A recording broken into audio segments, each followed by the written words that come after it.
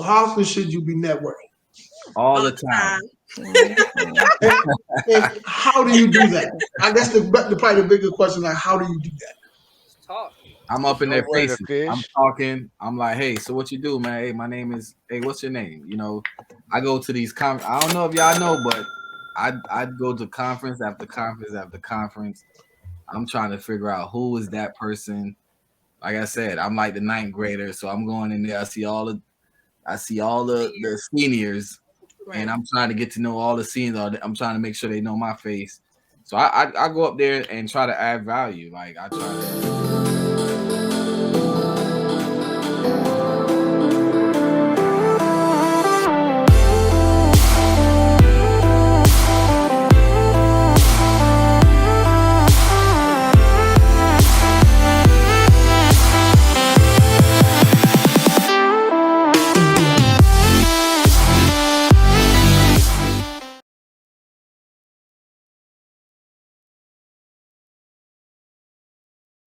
What's up, everybody? This is Jeamain Wicker with Small Business Stand-Up. And, of course, you got the co-host here, Miss Danielle. What's up, Miss Danielle? Hey. What's going on, Jay? Not much. We got Johnny Leverage on here, too, and a couple more people going to pop on in a second. Excuse me. We're going to do what we do here. You know how we do. We are business owners, man. What's up, world? Also, hey, we got a great entrepreneur here. Where are you located at, man? I just Canada, right? Yes, in Toronto. Toronto, Canada. I had all your stuff laid out here, man. So I'm going to put it up. I'm going to stop acting like I'm new to this. I was going to say something like, you have a really calm demeanor. He definitely does. I was trying to figure out, like, where is he from? Yes, sir. Yes, ma'am. So you're kind of giving me up north vibes, but you're a little more up north. You're a little further up north. But we got Mr. Denmark Britton from Toronto, Canada. So he's a founder of Rebrand Advertising, right? Right. He's entrepreneurs, man. So welcome to the show. Thank you, man. I appreciate it. I'm very glad to be here. Excellent, man. So listen, I seen you online, right? And I said, I got to reach out to this young guy here. And you're a young guy, man. Like, you're about 18, 19, man. What they feeding you up there, man? Yeah, he's very close. I'm actually 22. He's 22. Okay. Well, hey, that's even better, man. I mean, you're about your business early in the game. Absolutely. Right? Absolutely. You so tell us about earlier. Congratulations. Yeah, absolutely. So tell us a little bit about what you do, man, how you got into it and all that good stuff, man. Awesome. Perfect. So to dive right in, I actually decided to get into marketing mainly because of where I saw COVID brought the economy. And I know that's going to be something that's going to be required for many businesses to bounce back is utilizing the internet to further get their name out there to attract more people who wasn't aware of them before COVID hit. And so I realized that was a great opportunity for myself to go in, learn a business model, and further just provide value for the people who I know are going to need it most. And, I think it was a very smart decision. It's paying off. And, okay. So did you go to school for this, or this is something that you just kind of naturally had? Based off experience, it's a trial and fail. It's like a trial and fail thing. I've never been to university. I kind of have my own opinion on that. It's overrated. Just keep it real. It's overrated.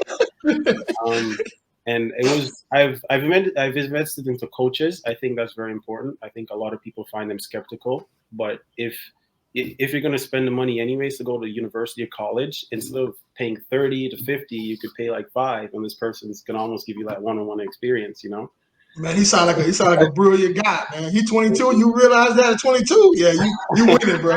I have hope for the next generation. Absolutely. So how long have you technically been doing what you're doing now?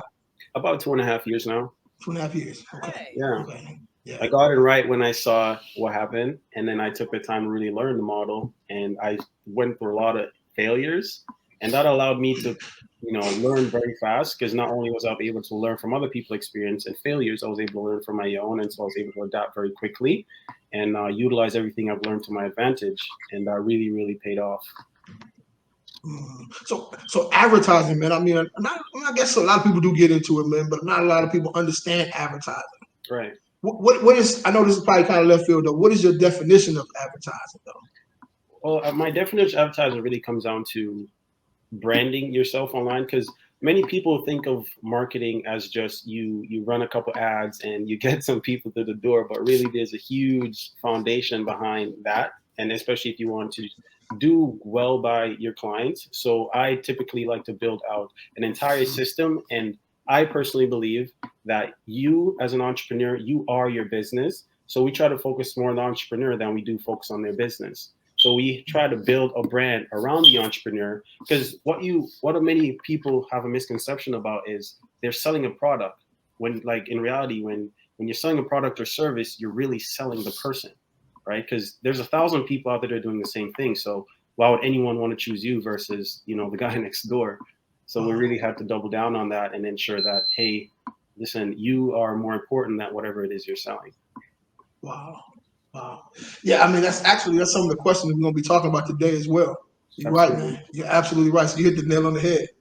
You got any questions for him, Ms. Danielle?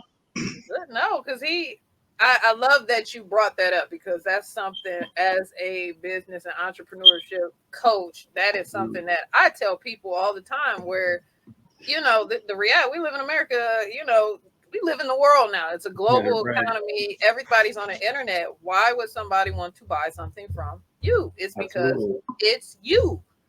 They, they want to find somebody. They find something in you that they like and it resonates with them. And that's why they choose you. And investing in that and building that up, and basically, for lack of a better word, putting respect on your own name and your own image can take it to the next level, and it creates so many layers of your business that you probably didn't even think you could do. Exactly. And it just expands it and stabilizes it and sets it up to grow. So, dude, shout out to this. I like this guy, man. He's smart. I like naturally smart people that figure things out and don't have to go to school to justify or validate themselves. For many of the business owners that are coming out now, it's more important for them to focus on a personal brand, because now if you look at any of the YouTubers, they could sell anything. And it's like, just imagine or picture you already have 1,000 people ready to buy whatever you're selling. And that's exactly the goal, no matter what industry you're in. And so developing a personal brand right now, there's no better time to start. And if there's any advice I could get everyone watching is, don't be afraid to be criticized, to put yourself out there, because you're the only one that's going to suffer if you don't. It's interesting that you said a personal brand. I remember Jay-Z said he's not a business. I'm a businessman or something like that, right? So I'm a businessman, right? And it's real though, man. We are all really our own entity, right? And image is a lot, right? Absolutely. What you put out there, man, is actually something that's going to be out there, especially on the internet, forever.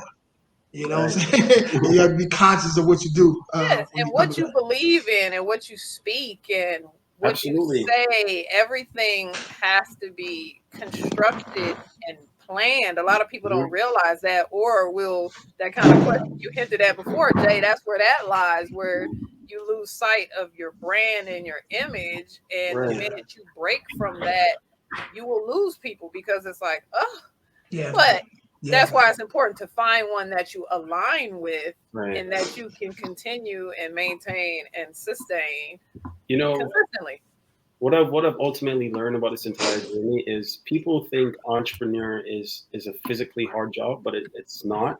It's the mental. When someone says being an entrepreneur is hard, it's a mental thing. But it's only if you're doing something that you don't really love to do. Then it can be hard in that situation, right? Yeah. But here's the deal, man. Like I was thinking about this the other day about Kanye West, right? So everybody know Kanye West can be a little bit out there, right? But the reason why, when he does stuff that's out there that doesn't really affect his brand, affect him, whatever, that's his brand to do crazy things. Right. Yeah. If he didn't do it, they'd be like, what's wrong with Kanye? He been too quiet. You know what I'm saying? So your brand is important, man. You know what I'm saying? What you put out there, man, definitely people expect that from you till you do something different, and then they get to question you. So getting into this arena that you in, man. What about your friends, man? You're a young man. I know they probably say, "What is wrong with you, man?" Like, how did that happen, man? When you tell your friends you're gonna do this, man, what did they tell you? Well, to be honest, I don't even really ask permission. I know it's dope. Man, listen, I trade life with you, man. You know what I'm saying? You come here, I come in, give me your age, I give you mine, man. We start all over again, bro. I love that. But I really do, like, many people don't understand when you say, hey, this is what I'm doing. They almost try to project their own failure or them being scared on you. And I really try to encourage other people my age, but some people don't see it. Like, I have so many associates, and I try to encourage them to, hey, like, man, like, you need to look where the economy is going right now. And you don't even know how money works. So you don't care to, like, or do you not want to have that life experience, you know? Like, the way I view the world is I want to try everything before I die. I don't care to be a celebrity, but I want to be, just so I get that life experience. Yeah. And so I try my best, but it's just some people don't have the drive to really take on, you know, that part of life. And so I can't force them to see the way I see it. And so unfortunately, I just had to take it on my own. Absolutely. With that being said, though, I have this thing about me where I understand how important it is to be around like-minded people. And I always try to build this atmosphere of men, and I say men because we're able to bounce off of each other's masculinity, and we're able to compete against each other. So if I wake up and I'm like, I'm going to do 500 push-ups today, my friend is going to be like, no, you're not going to do 500 push-ups. If you do 500, I'm going to do 600, right? So it's a healthy competition, a healthy environment, and that's something I've really been trying to build for a long time, but it's harder than I thought it'd be. It'll come. Once you get into those circles and you seem like you got the right mindset to be open to meeting those people, and when they come, they'll come and they'll take you to the next level. And that's the beauty of having that open mindset to know, like, there's a greater world out there. I want to find it, and when you find it, the people will be there. That's I mean, doing what you're doing now, right? Hopping on a podcast, a business podcast in America, in Canada, right? And just been around us. Like, we all are entrepreneurs here. And we all do something probably a little bit different than what you do. But this is a way of getting around people like that. And get around people that's going to push you. You know what I'm saying? So you become a part of the team, man. Then you get on our Facebook group, man, and let's go. You know what I'm saying? Wake up, man. Let's go. Let's go make this thing happen, man. That's what it's all about. Derrick, what's up, B? What's going on? What's going on, everybody? All right, man. You got any questions for this young man? Man, I was just listening, man. I was like, man, he sound like how old you is again? Absolutely. You sound like an OG already, boy. Yeah, man. Yeah, man. Old soul trapping out. That's good, though. That's what's gonna lead the pack. Yeah. Nah. And to be honest, man, I know he said about what, 22 or something like that. 22. But man, I've been getting very inspired by the younger crowd, man. I ain't gonna lie, like some of these young guys, man. Like, I've been going to conference after conference, and I'm really impressed by some of these young guys, early 30s, late, mid 20s, and they on top of their game, man. Like, they really about their business. So kudos to the young generation, man. It ain't all bad like the media try to portray it to be. So, since we got you on here, what kind of things, since Shiela ain't here, I gotta play the get into the deeper side of things. Like, what are some of the things in your life that led you to this point? Like, people of influence, like your parents, or like, break it down, like, for anybody listening, like, because this is very impactful to have like a younger person that acknowledges and is aware of so much that is greater than them and not just what everything is told to them. So who helped you foster that mindset? Absolutely. And I've been through a lot. I have a very tough upbringing, but I truly believe that's the reason why I am the way I am and why I've accomplished things I've accomplished. If I had an easy life, I don't think I'd have the same drive to go out there and do the things that I do. I was originally born in Jamaica. I somehow found my way here to Canada. I came here by myself. Wagwan? I know I heard something. I heard a little twang too, though. I heard that too. Yeah. We tried not to pick you apart, but we can't help it. And I was thinking, like, Canada, and I heard like some, the way he. Wagwan. We're there. It's a good thing. It's a good thing. Absolutely. But I was born in Jamaica. I somehow found myself to Canada when I was 14. I stayed with some family. I finished high school here. I was playing sports at the time. I lived in Yellowknife. It's like a very, very, very like one of those. It's a colder part of Canada. Oh, and then I moved to Toronto because I was playing sports. My mom was a soccer player growing up, and so I thought that was my dream. But I only believe that was my dream because she was my role model. She was my mom and my dad in one. So I really looked up to her for many, many things.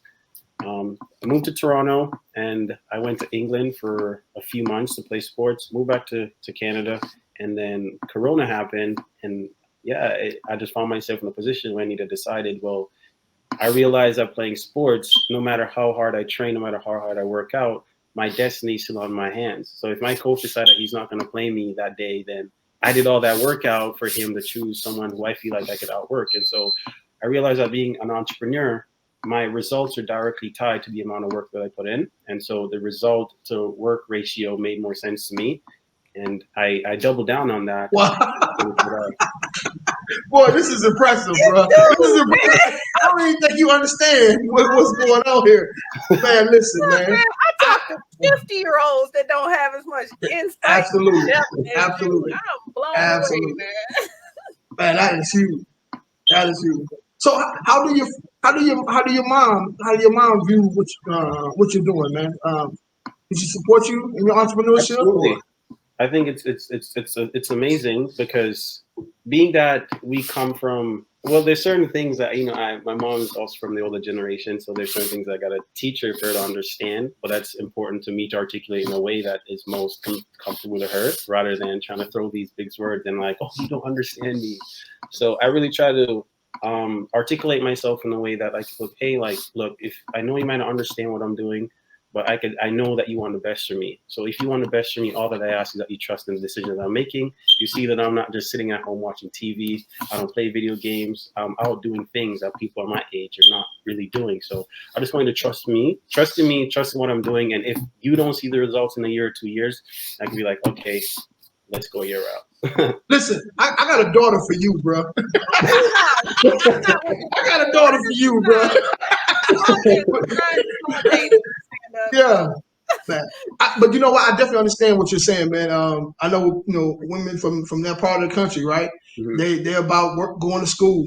They're about working hard and if they don't understand kind of what you're doing, man, you can really disappoint them, man. You know what I'm saying? So by you taking the time with your mom and kind of helping her along the way, this is what I'm doing. You trust me a little bit, give me a little leeway, man. You'll see the results soon, or whatever the case is. I salute you, man. Thank you, man. I really appreciate that. Now, I see a lot of I can say kind of masculinity in you, man. A man in you, though. So have you had a man around you? Because you're talking like you was raised by some men, bro. To be honest, I just been through so much hardship. I've seen so many things that I had no choice but to man up at a very young age. As I said, I moved to Canada by myself. So, growing up, my mom wasn't around much. My dad died when I was 2 years old. And so I had my uncle around, but, everyone had their own life to live. And that kind of put me in a position where I had to learn a lot of things on my own. So funny story, what got me into entrepreneurship was when I was 13 in Jamaica, you're not allowed to sell candy in the schools. And what I did was I started selling the candy, and I was in 8th grade at the time. And I'd go out, buy these huge packs of candy for 1 week. So I used my lunch money, buy all these candy, and then I'll bring them to school and I'll sell them. And then I get a younger guy who looked up to me in like the 7th grade. And I kind of just distribute them. I distributed sales to him. He went ahead, sold it. I sold my portion. He came back to me. I gave him some of the profits, and I go back and buy more, and then repeat the process. And I did that until I graduated in grade 9. And that's when I moved. No. The reason why I'm so geeked is because business and life is about finding the rules, understanding the rules, and then finding the loopholes. Yes. Like to me, that's the challenge of life, is because so many people just follow the rules and they don't even understand there are loopholes. There are ways around the rules. Johnny will tell you, and he come back on, that whole, the game that you think is a game is, you can play it however you want to play the game. Like, and there's 80 million ways to play the game. And I love that because, again, entrepreneurship at its finest. Entrepreneurship, man. You got to figure it out. Figure it out. Come up with a solution. And like you did, man. So, that's what's up. But, right there. But what he just broke down is actually the quote of the day, right? Don't sit down. Don't sit down and wait for the opportunity to come. Get up and make them, right? Yeah. Madam C.J. Walker, man. That's basically what you did. You went and made it happen, man. And it's a lot of people. A lot of people, man. You like Danielle said, it's a lot of grown people sit back and because it ain't a perfect situation, they say, I'm not doing anything. Right. You know what I'm saying? Instead of being, figuring out ways to make it happen. You know what has shifted my mindset on that? It was really because I have a lot of paradigm shifts, and so I realized a lot of things very quickly. And so I don't have faith and I don't have hope. I don't leave anything in my life up to faith and hope. I realized that if you want to manifest anything in your life, manifestation only works based off actions. You can't manifest anything without doing anything, right? And think of, for example, someone's like, I reach out to this customer and they haven't got back to me. I hope they get back to me. No, like I'm gonna press you like till you give me an answer. I got pressed last week too. I want to let y'all know he pressed me too. He hit me up. Hey man, basically I thought I was gonna be on this. I'm like, you know what, bro? You'll be on next week. So that's and he's absolutely right, man. The one who's willing to go the furthest, man, who willing to work the hardest, man, is gonna reap the reward, man. You're absolutely right. Absolutely. Hard work pays off. That's that Puff Daddy mentality. That's what I see right there. That's I want it. I get it. Absolutely. Yeah, man. Yeah, that's deep, man. Boy, I tell you, I see Danielle was over there going.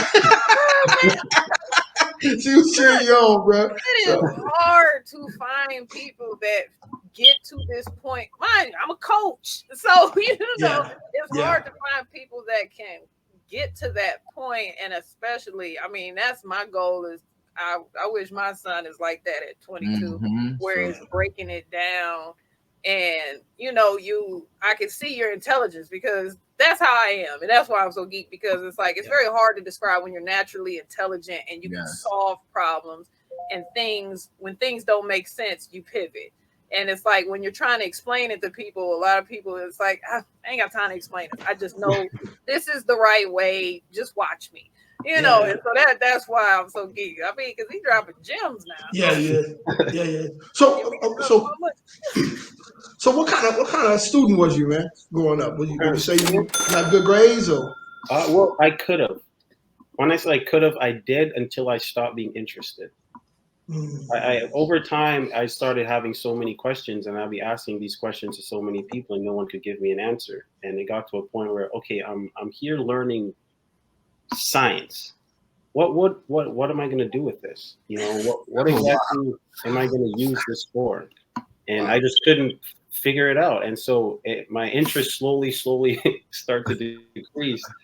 And I just started trying to figure out different ways. Like, okay, if I'm at the point now where I realize that this don't really make sense to me.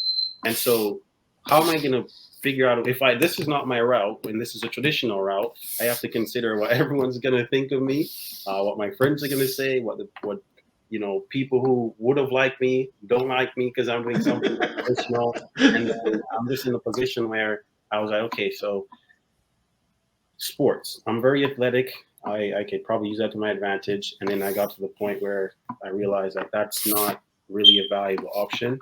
And so I had to pivot into business. And I actually failed 4 businesses before I've actually got to the point where I am now. But I think there was a lot of experience that I learned there that I was able to take it and use it. And lucky enough, I was able to be around a lot of traditional business owners, people who I consider solopreneurs. They don't have a big corporation, but I could see them one-on-one with their employees. And the whole time I was working with them, I was just trying to listen. Soak up some game. Soak up some game. And, Soak up the game. Yeah. Absolutely. I watch their body language. I watch how their employees react to certain things that they say. I work for people that are mean. I work for people that are nice. People that are too nice. People don't listen. People that are too mean. And people don't react nicely over time. So you have to try to find the happy medium where you can be a leader without being like too over demanding, but not too nice enough that people respect you in the way that they say, hey, John, we're kind of lacking this area and I'd like you to double down there and teach Denmark how to, utilize what you have or what you know so we could have two of you rather than one. And yeah. Interesting. Yeah. Now, what are the two businesses that you had before? I tried e-commerce first. And it didn't work out very well. It was very, very challenging in terms of trying to learn it on my own. And I failed. And then before I got into my own marketing agency, I actually went and paid a marketing agency, and I saw the experience that they were giving me, and I was like, man, I'm like paying all this money. You guys are not even talking to me. I'm not getting enough communication. I'm not seeing any results. You guys say you're gonna market this product and you're marketing a different product. And so I'm sitting there, I'm like, okay, so I've been with you guys for this much. I've paid you well over 20 grand. I don't see any results. And I'm like, all right. I left it there. I went and take the rest of the money that I was going to use to work with them, invest in a course and learn their business model. And then I took their business model and made it better. Interesting. You know who I is. You did. Make it better. That make it better. You got to reinvent the wheel, man. That's real. Got to reinvent. Not everybody gonna be Bill Gates. Not everybody gonna make a computer, man. Just take something.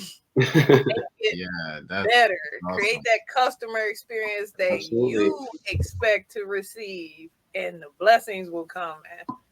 And how long have you been doing that now? I've been doing it the entire process to get where I am now. I've been doing it for about 2.5 years. Mm-hmm. And the marketing agency, I started at the same time, right? But in going through the process of wanting to leave working with them, I was still trying to learn it because I realized the opportunity there. But they were doing e-commerce, but I wanted to work with local businesses. So I didn't really see my opportunity spark until the market slowly started to open up. And I realized that, okay, these guys are going to have trouble getting back people through the door. And so I just had a little bit of patience. And once everything was back up, that's when I kind of utilized my knowledge and doubled down and started reaching out to all the different business owners who I see could benefit from where the market is. So when you say marketing, what exactly, how do you help businesses? Like, do you make the websites? Do you make squeeze pages, funnels, or what type of marketing? Well, it all depends. I don't like to give everyone a broad system. I like to make it personalized to the person. So if someone's a little bit more advanced where they are, we could give them a different system rather than if someone would be starting from scratch, right? So that way we're helping them where they are rather than be like, hey, John, we're going to come in here. We're going to change your own business model. Some people won't like that, right? And so we're there to help. We're not there to change anything. And it really depends on where they are in their business. Let's see if I can give you an example. Let's say I was working with a chiropractor and they already had a business over the course of, 3-5 years. I basically go through the entire process. Okay, what does your socials look like? What does your Google reviews look like?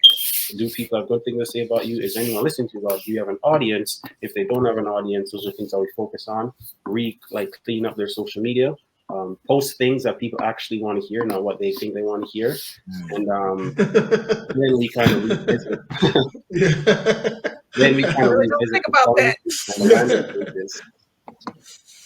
Yeah. So you just do like an audit of pretty much their websites, their social media, and look at that first to see where you can fix there. And then we kind of have like a strategy session where they kind of give us all the ideas, what their brand message is, what they want to present to their customer. We take that and we utilize it in their marketing. So when you write any form of ad copies or we're building their landing pages, we're able to take what they want their brand to be and utilize that. So everything is literally tailored to that person and what they want their brand to be. Interesting. That's pretty good. Yeah, get your company name up there. Yeah, absolutely. Yeah. I like to stalk in real time. What's the name of the company? Rebrand Advertising. Rebrand Advertising. if you switch your name right here, go ahead and put your business name up there, or or Facebook or something like that. Yeah, that's You dope. gonna know that Brandon Brandon guy?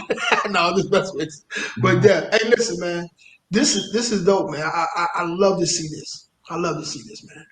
Some people picking up the torch, young people picking up the torch, man, and Yeah. running with it. And just like Derrick said too, man, it's far too often we see young people doing the opposite, right? Doing something crazy. To see somebody, man, like yourself, man, reaching out to doing some great things, man. Salute to you. No, Salute to you. that's awesome. That's definitely Yeah. awesome, man. Yeah, keep doing it. And I would suggest do you know about like funnels and things like that, building funnels? Yeah. Those are also included. So when we do the marketing, the funnel is one of the important things. So that's where the majority of the data come from. When we see how many people come in, right? So we have a vetting process, because many businesses, well, I wouldn't say many businesses, but many marketers, when they sell to businesses, they think businesses want leads. Businesses don't want leads. A lot of them are not going to pick up the phone and call them when you send them these leads. So we kind of fill that gap as well. We go in there, we take on the process of, we know you're not going to call them, so we'll call them for you. We literally cover the entire process. We follow up with the leads for them. We have an entire automated process that goes out to the customer. Hey, send us a text, a 1 if you're on your way. Text us a 2 if you're outside. So we kind of have the entire process in terms of, we get to see the customer journey until they are outside the door of our clients. Nice. That's good, man. Listen, you beautiful website, by the way. Huh? I mean, I was expecting you to have a good website, but this website is okay. Oh, the website is legit, man. Yeah, let me pull it up, man. I'm not on my dual screen today. Very professional. I love it. Look, because people will come and talk, and then the minute you pull that up, it'll be like, oh, huh.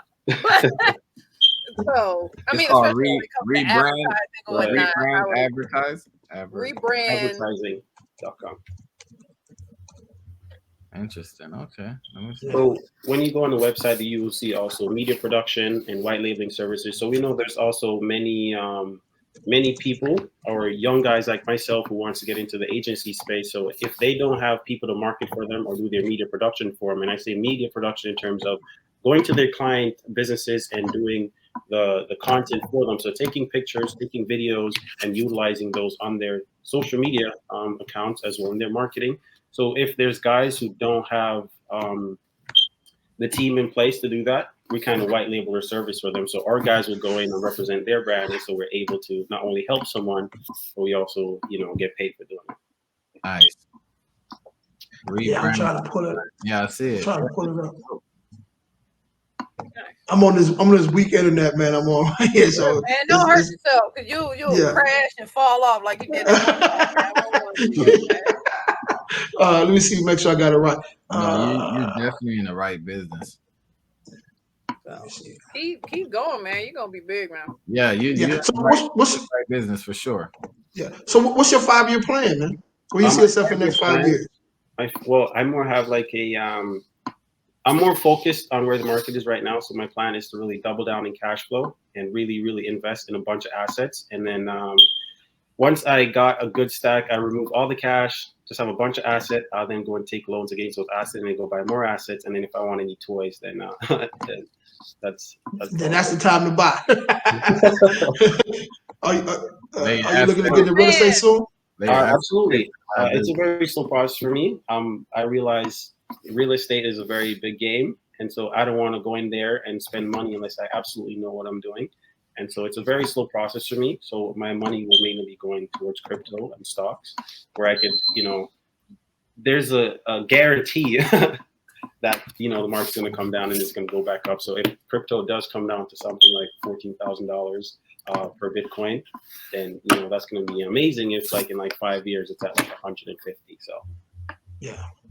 Man, it's like you got it all laid out, man. You see, you got it all laid out. So how can we be down, man? What we need to do, man? How do we buy in, bro? Right. We're gonna see you on Shark Tank one of these days, man. He gonna be he the type that's gonna be behind the scenes making all the power moves, kind of Jimmy Jam and Terry Lewis in the back, just orchestrating absolutely, everything. knocking out hits. Singing, I'm just pulling all the strings, baby. So when we ask you a question, so why is this your first podcast you ever done, man? I'm a very private person. I like to have a very private life. I realize the internet is a place where there's the discrepancy between it working in your favor and working against you. I'm debating whether or not it's worth it, because that comes with a lot of people who are going to dislike you for absolutely no reason, for being successful at what you do. And that alone comes with its own mental challenges. And if I want to grow a business to a certain extent, I need to get in the right state of mind. It's something that I will start to get into more often, but I think I'm at a stage of my life right now where I need to double down on business and slowly build my personal brand over time and not rush it. So if I want something to last, I'm going to have to take my time. But I do realize that now content it's being more in demand. And so right now, if I go and I do this with you guys and I go and get my editor to chop it up, I can then utilize that and I have content for TikTok, I have content for Instagram and Facebook. And this is literally, a one-to-many, thing. But yeah, it's definitely something I'm going to get into more often, for sure. Absolutely. Sure. Man, that's dope. Smart, calculating individual. I like absolutely. Because I help with content creation, so I know a lot in that area, and definitely, just about what you do, like how they services, that's all content, right? And it just needs to be chopped up in little segments and then just put out there, because what happens is the people who you're looking for can't find you if you're not out there promoting yourself. So that's how they find you, by putting the videos out there, flooding social media, and then now you attract your tribe because of your message. And that's exactly what I've been going back and forth with, to make it make sense to me and really see the pros versus cons. Because when I look at all these big YouTubers, they really could sell anything, and they have a customer base that if they literally get one person to give them $1, they can make $30,000 a day. They can make there's a big opportunity there, and the market's only going to shift and get more complicated over time. And so that's really what I'm trying to learn. It's a business model, right? So I'm trying to learn that business model, utilize it, and take my experience in marketing to market myself. Yes, absolutely.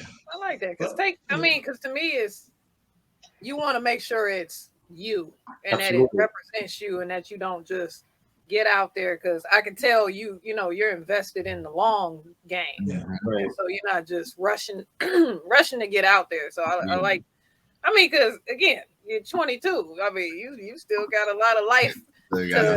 If I'm being honest, I think one of my main driving factors is fear. I know what it's like to have nothing, and I never want to feel that feeling again. Amen. And I want more. I want a lot. I don't think there's any such thing as there's too much, because we're playing in a game that is rigged. And in order for you to have freedom, real freedom, you have to have a lot of that thing that doesn't matter. So I need to have a lot of it. He said we playing the game that's rigged. Yeah. It's rigged, man. It's rigged, bro. It's been rigged. Sir. But here's the thing, though. We got this guy on here named Johnny Leverage, right? He show you how to bring those eyes over to your favor a little bit. You know what I'm saying? So, Johnny Leverage, what's up, bro? What's going on? How y'all doing? Man, great. I don't know if you heard this gentleman, man, speaking, bro, but come on, bro. Did you hear him talking at all? I heard bits and pieces. I was on the phone with a client. I had to take care of something real quick, but I heard bits and pieces. So first and foremost, I want to say congrats at being as young as you are, and having the thought process that you have. I don't even want to go into any accolades or physical, tangible, good. Nah, brother, the mindset that you have at the age that you have it, is possibly the most valuable asset that you have right now, because that's where all the other opportunities you're gonna be able to see them and be aware of them, and have the youthful energy to pursue them religiously. That's what you're gonna enjoy them. But I said we both know that the hustle ain't it's a grind. So when you able to take advantage of it, when you still have that youthful energy, that's really the most leverage you could be creating. That's real, man. So I just had to. I appreciate that. Yeah. Bet. Man, listen, man, I really don't got no more questions for you, man. You answered every single question, bro. You know what I'm saying? So y'all got more questions? We're gonna jump into the show, but you're welcome to stay. You know what I'm saying? I got a couple questions I'm gonna ask everybody, but go ahead, D. I mean, like I said, I asked him a few questions, and he pretty much answered it. But yeah, let's connect after this. Definitely, I would love Yeah, to follow you and you know follow your journey and see how we can add value down the line. yeah. Okay. So listen, I mean, any questions for us? I guess that'd be a good question for you, man. Any questions for us? Yeah, You if know you what I'm got any saying? questions for us, Yeah. So I guess you gotta know what we do, right? So I'm in real estate. I'm, Okay. I'm residential and commercial real estate. Storage facilities, trailer park, trailer homes, all that good stuff here in the U.S. and 48 states. 48 states. Danielle, you tell them a little bit what you do. So I got manufacturing background, and that's what led me to switch to entrepreneurship and small business coaching. Kind of like you during COVID, I saw that some of the reasons what I perceive for people to be failing is because they didn't have their businesses set up properly and they didn't have a lot of the back end stuff and they couldn't pivot in time. And so I wanted to be kind of the bridge to help people understand how they can stabilize their businesses for those tricky times. So that's kind of what I do. Johnny. Yeah, I am a wealth strategist, a business advisor, and a trust consultant. So basically, what I do is I help people not wonder about key financial decisions, Right. namely like retirement. One of the things that I'll just specifically help people do is I got a background in audio engineering. So one of the things that I do and I help other audio engineers do is create retirement plans for themselves, create um, disability, insurance for themselves, where Mhm. typically these things only exist in areas where you go and get a regular W-2 9 to 5 situation. So it's just helping business owners and investors get a good grasp of their financial situation, Right. whatever their goals are, and put them in positions to really reach those goals. Facts.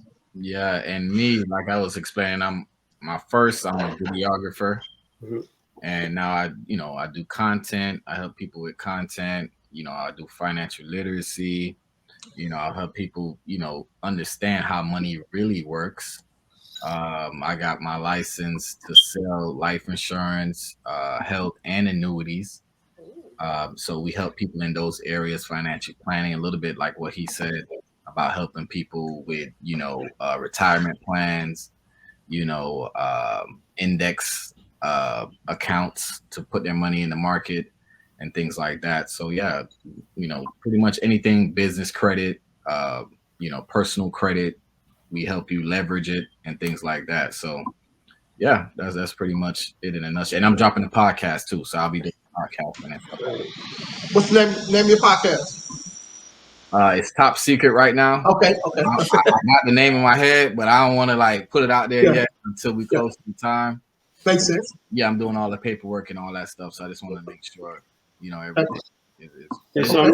I'm So the we got youngest one here, and I've talked about what my plan is over the next year or two, and that's only from a young guy's perspective. I'd like to get a good understanding of what you guys' plan are over the course of the next 2 to 3 years to see if I could take anything away from you guys, so I could use it myself. I can answer that off rip. Um, Systems. I am a serial entrepreneur. I got into, as brother Derrick said, we do a lot of the similar stuff. Me personally, I'm one of those people to where like I have a bunch of ideas.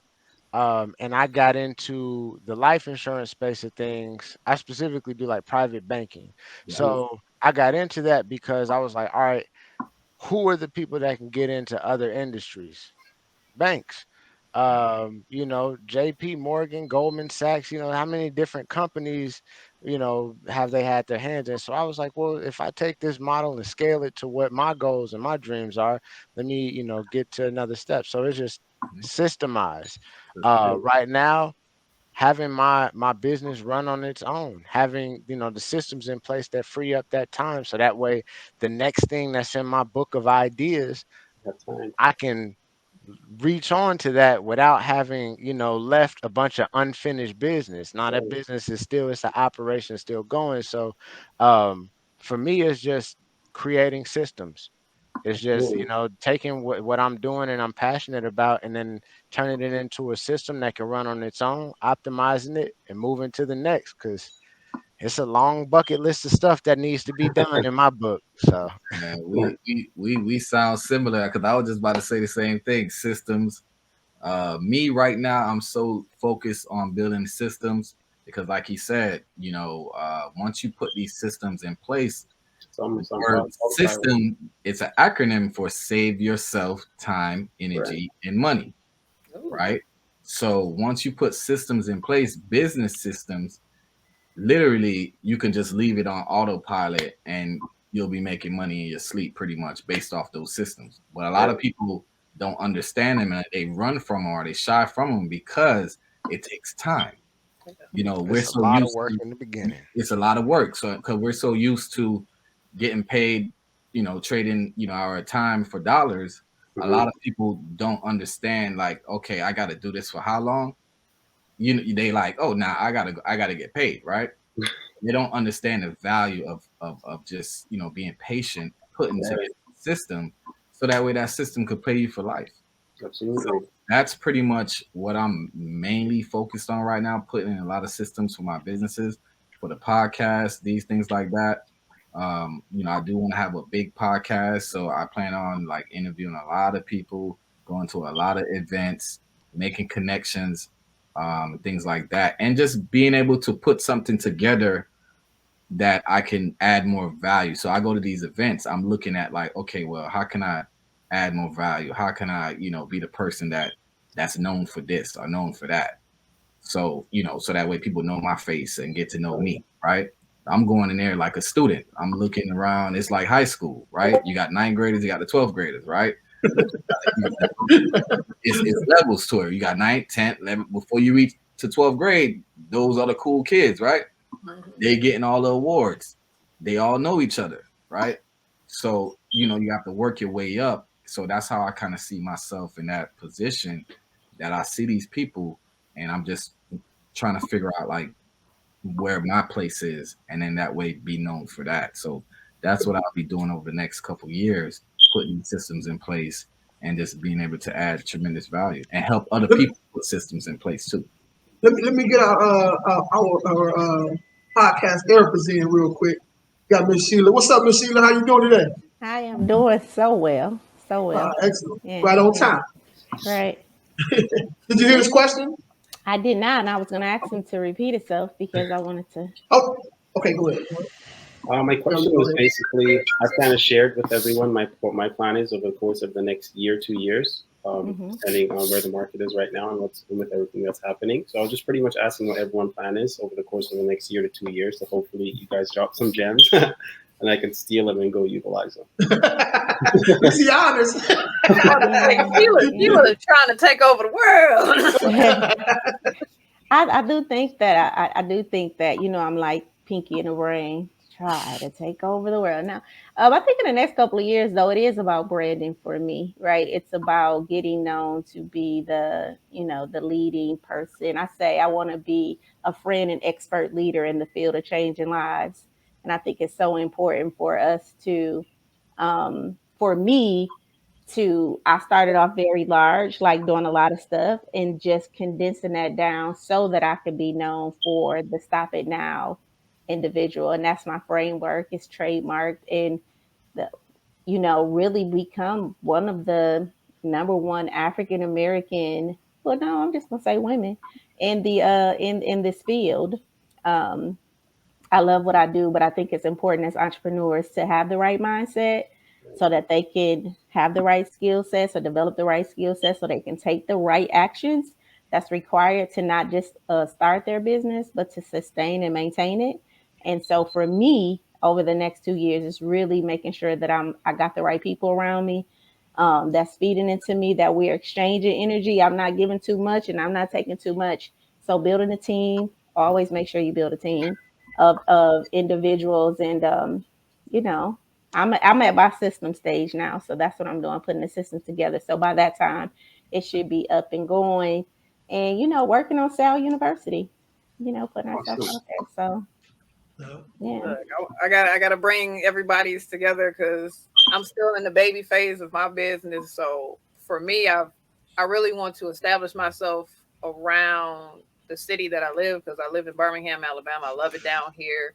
I see so many people that need help, and I really want to maintain Birmingham. Like I said, it has the highest concentration of Black people, and it's going to be the next victim to slowly start to pick at that. So I really want to help reinforce in a way that I can. So I really want to establish myself locally, kind of like what Derrick was saying, start increasing my networking events, working on my personal brand. I like that idea because finding myself, I'm at a similar point in time like you are, where it's like, I want to make sure the right person is conveyed, somebody that I can consistently convey that, aligns with my bigger purpose and mission and building. I'm actually working on, just making solid connections, exactly what Sheila said, building a team.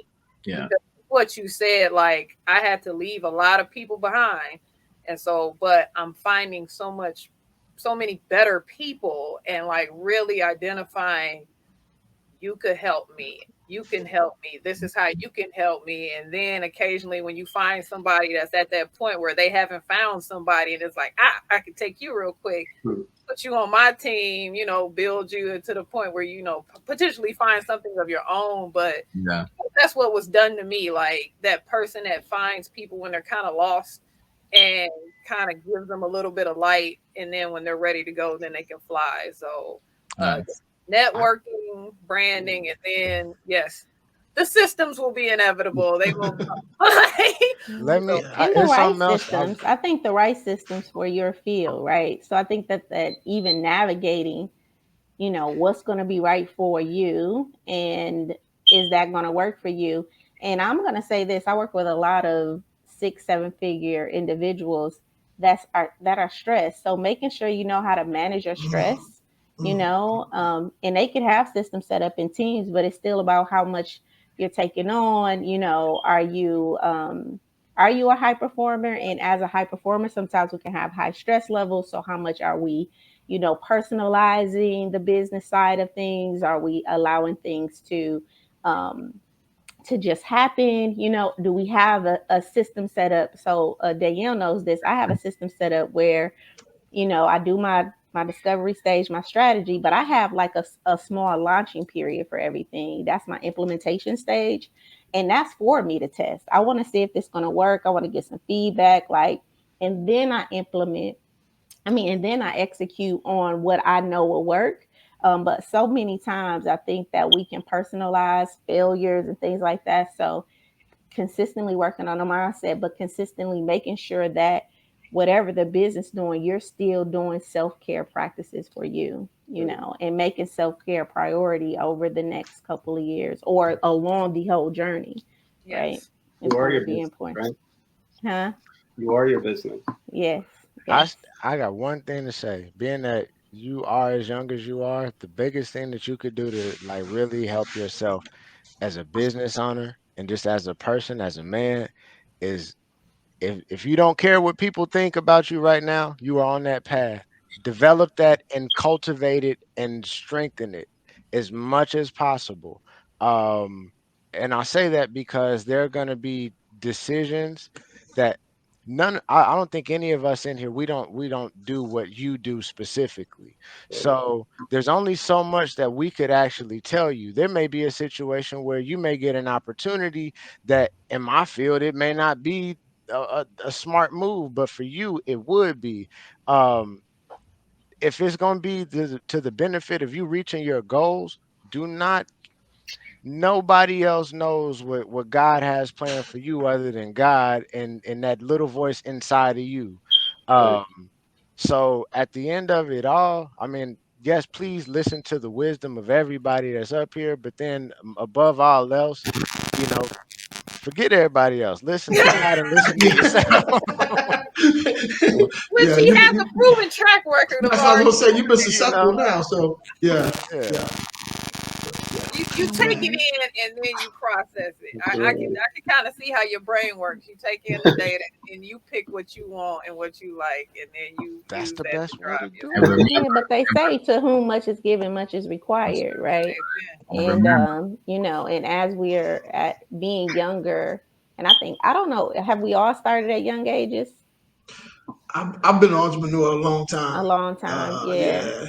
Yeah. And that's the Yeah, a long time. forgiveness part of it, right? Because I think being younger, you're already kind of, you know, like Johnny said, you're figuring you got this thing where you don't care, but then you want to care, and just that's why I think that at that age it's just so important to, when you're carrying such a big responsibility, to just make sure that you listening to yourself and managing yourself, you know, um, and being gentle with yourself, right? You know, being your best friend, because this is a, you know, depending on where you're trying to go, you know, you could look to the left, you could look to the right, and everybody ain't probably there for you. You know what I mean? They probably there for your mission, your money, whatever you got to get, but everybody ain't there for you. And, you know, and sometimes we can beat ourselves up, you know, and you want to be your own best friend on this journey of entrepreneur. And that's for the audience too. You know, I meet a lot of entrepreneurs. I'm like, would you say that to your friend? Like, no, I wouldn't say that to my friend. Well, why are you calling yourself stupid and dumb? And you know what I mean? And so we can have a very much critic inside of our head that puts us down, that makes us feel bad, that nobody knows that conversation that's happening in your head. And we have to learn how to be gentle with ourselves, you know, as we're creating space to grow, to make the impact, to help, you know, if it's with a product or a service. That is what she said. That is not accountability, and don't ever confuse it as such, because that's it. And I'm only just saying this because I was a 22-year-old young man before, and it's very easy to confuse being hard on yourself than holding yourself accountable.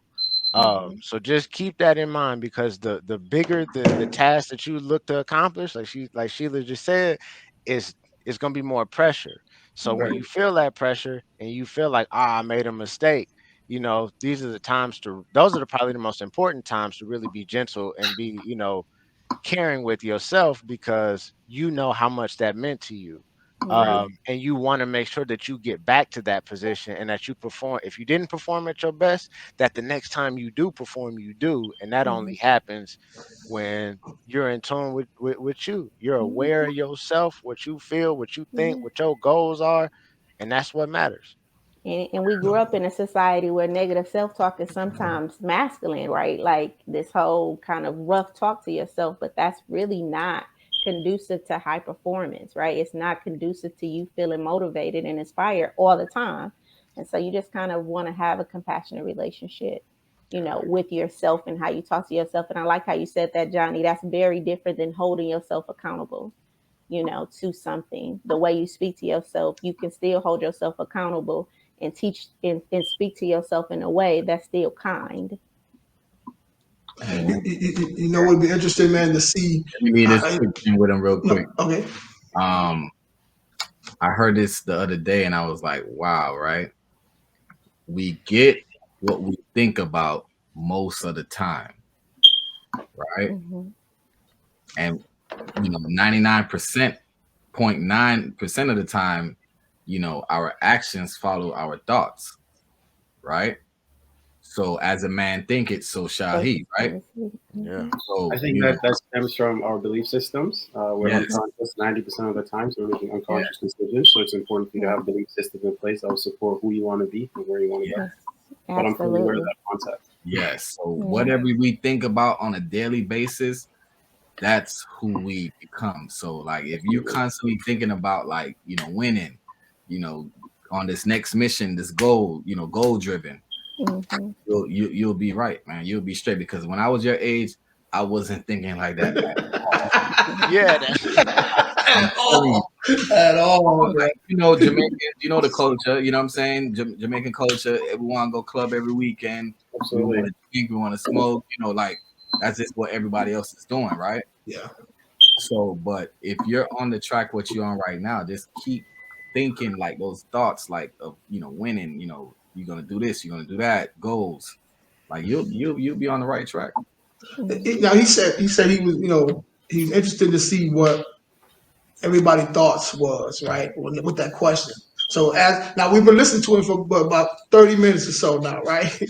To me, it'd be very interesting to what he gleaned from everybody.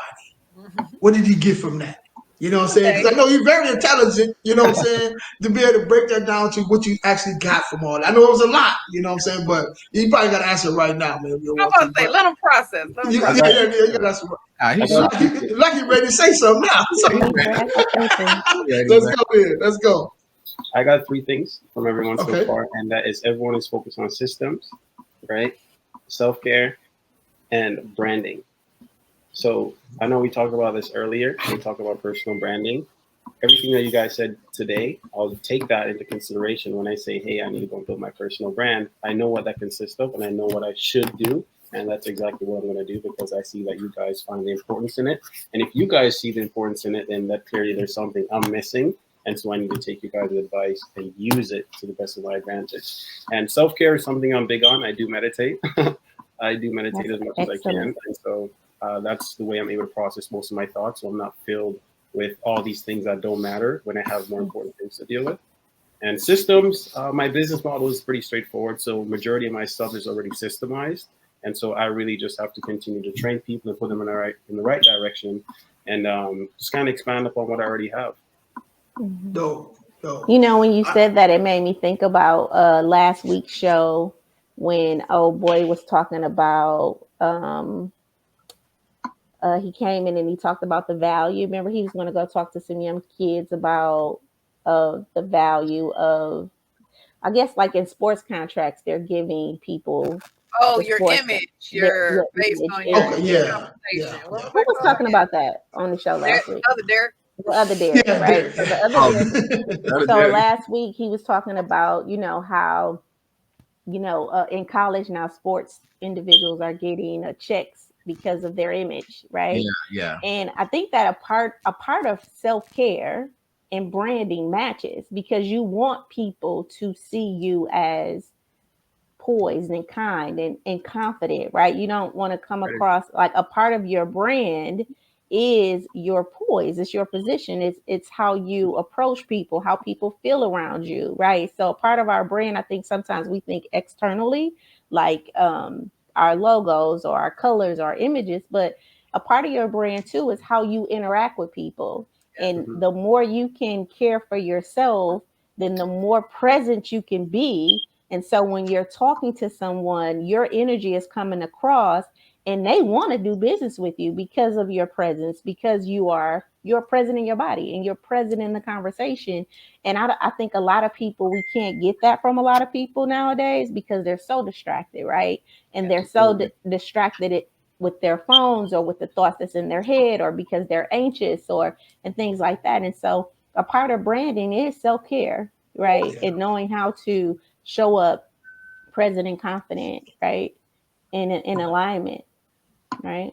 That's the beauty of branding, because once you lock it in, you can sell anything. It's in there. Yeah, that's true. Sell anything. So, because I don't know if y'all have ever met like CEOs and people that you wanted to meet that own these companies and things like that, and then you actually meet them, and you're like, I did not think that, and I'm not even talking about access to them. Like, I do feel like you should have security around you and you should be very much, but just in a conversation, sometimes it's just you could tell that they're high strung, right? You could tell that it's something going on or, that it's just not the connection that you felt and they don't match their brand, I guess, They say that's the biggest mistake to do is to meet your idol.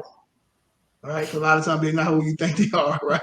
So, or a famous person that you really admire, or whatever the case is. So, like they say, rivals become idols, right? Yeah. So listen, idols become rivals. Idols become rivals. Yeah. So this was dope, man. I know you're gonna go to that next level for sure. Absolutely, it's undeniable. I'm definitely be watching for sure. And if anything we can do, man, definitely reach out to us, man. Make sure you get all our social media handles, all that good stuff. Please stay on, man. My laptop is about to die. I could message you, Jay, and you kind of get me in contact with everyone. I know Okay. Yeah. Give me branding and marketing is my in my area of expertise. So if you guys have any questions, anything I can help with, please do let me know, and I'll do my best to offer some help. For sure. Absolutely. If you want to come on again, let us know, man. Congratulations on your endeavors. I said congratulations on all your endeavors. Absolutely. Tell Canada we said what's up, man. Toronto. Tell Drake we said what's good. Yeah, tell him come through. All right, but you're in America. Come holler at us, man. All right, brother. Awesome. Thank you guys. Appreciate you. Keep going, man. Keep going. It's your world, man. Absolutely. With me, I only have a couple questions, man. They kind of fall in line with what we was talking about a little bit, man.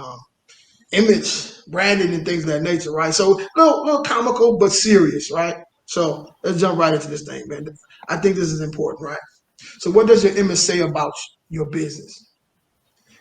You ever think about that, man? You know, you walking up and down the street, or you going in different places, or whatever the case is, and you say you this big business person, but you ain't dressed like you. Go ahead. I'm gonna step out first. Okay. I remember a few years ago, because like I don't know if I told you guys, but I had dreads, right? Yeah. I had long dreads. Yes, I had long dreads for about 20 years. Oh wow. Like 2 times. I cut it one time back in 2006, and I regrew it back a year later, right? But now before I was getting into network marketing, there's a lady named Stormy Wellington.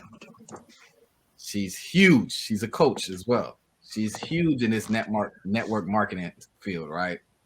And this particular company was selling like, weight loss stuff and, teas and, potion bottles and whatever it is, right? Right. That's what people say, right? But she was on her live one time, and this thing stuck out to me. This when I still had my dreads, and she was like, "A lot of y'all people trying to sell somebody a dream and looking like a nightmare. You can't sell a dream looking like a nightmare." Wow. And I was like, "Wow, man. Wow." I had to like ponder on that. And I was like, because then I'm trying to, relate it to every other field, right? Yeah. Like, man. So basically she was telling me like, you can't be trying to sell somebody something and you don't look apart, right? Like that's just like say you're trying to sell weight loss stuff, but then you're overweight. Right? You haven't gone through the process, or you haven't gone through that transformation, right? To be able to try to sell somebody, for them to buy into you. Remember, it's the brand. We're talking about brand.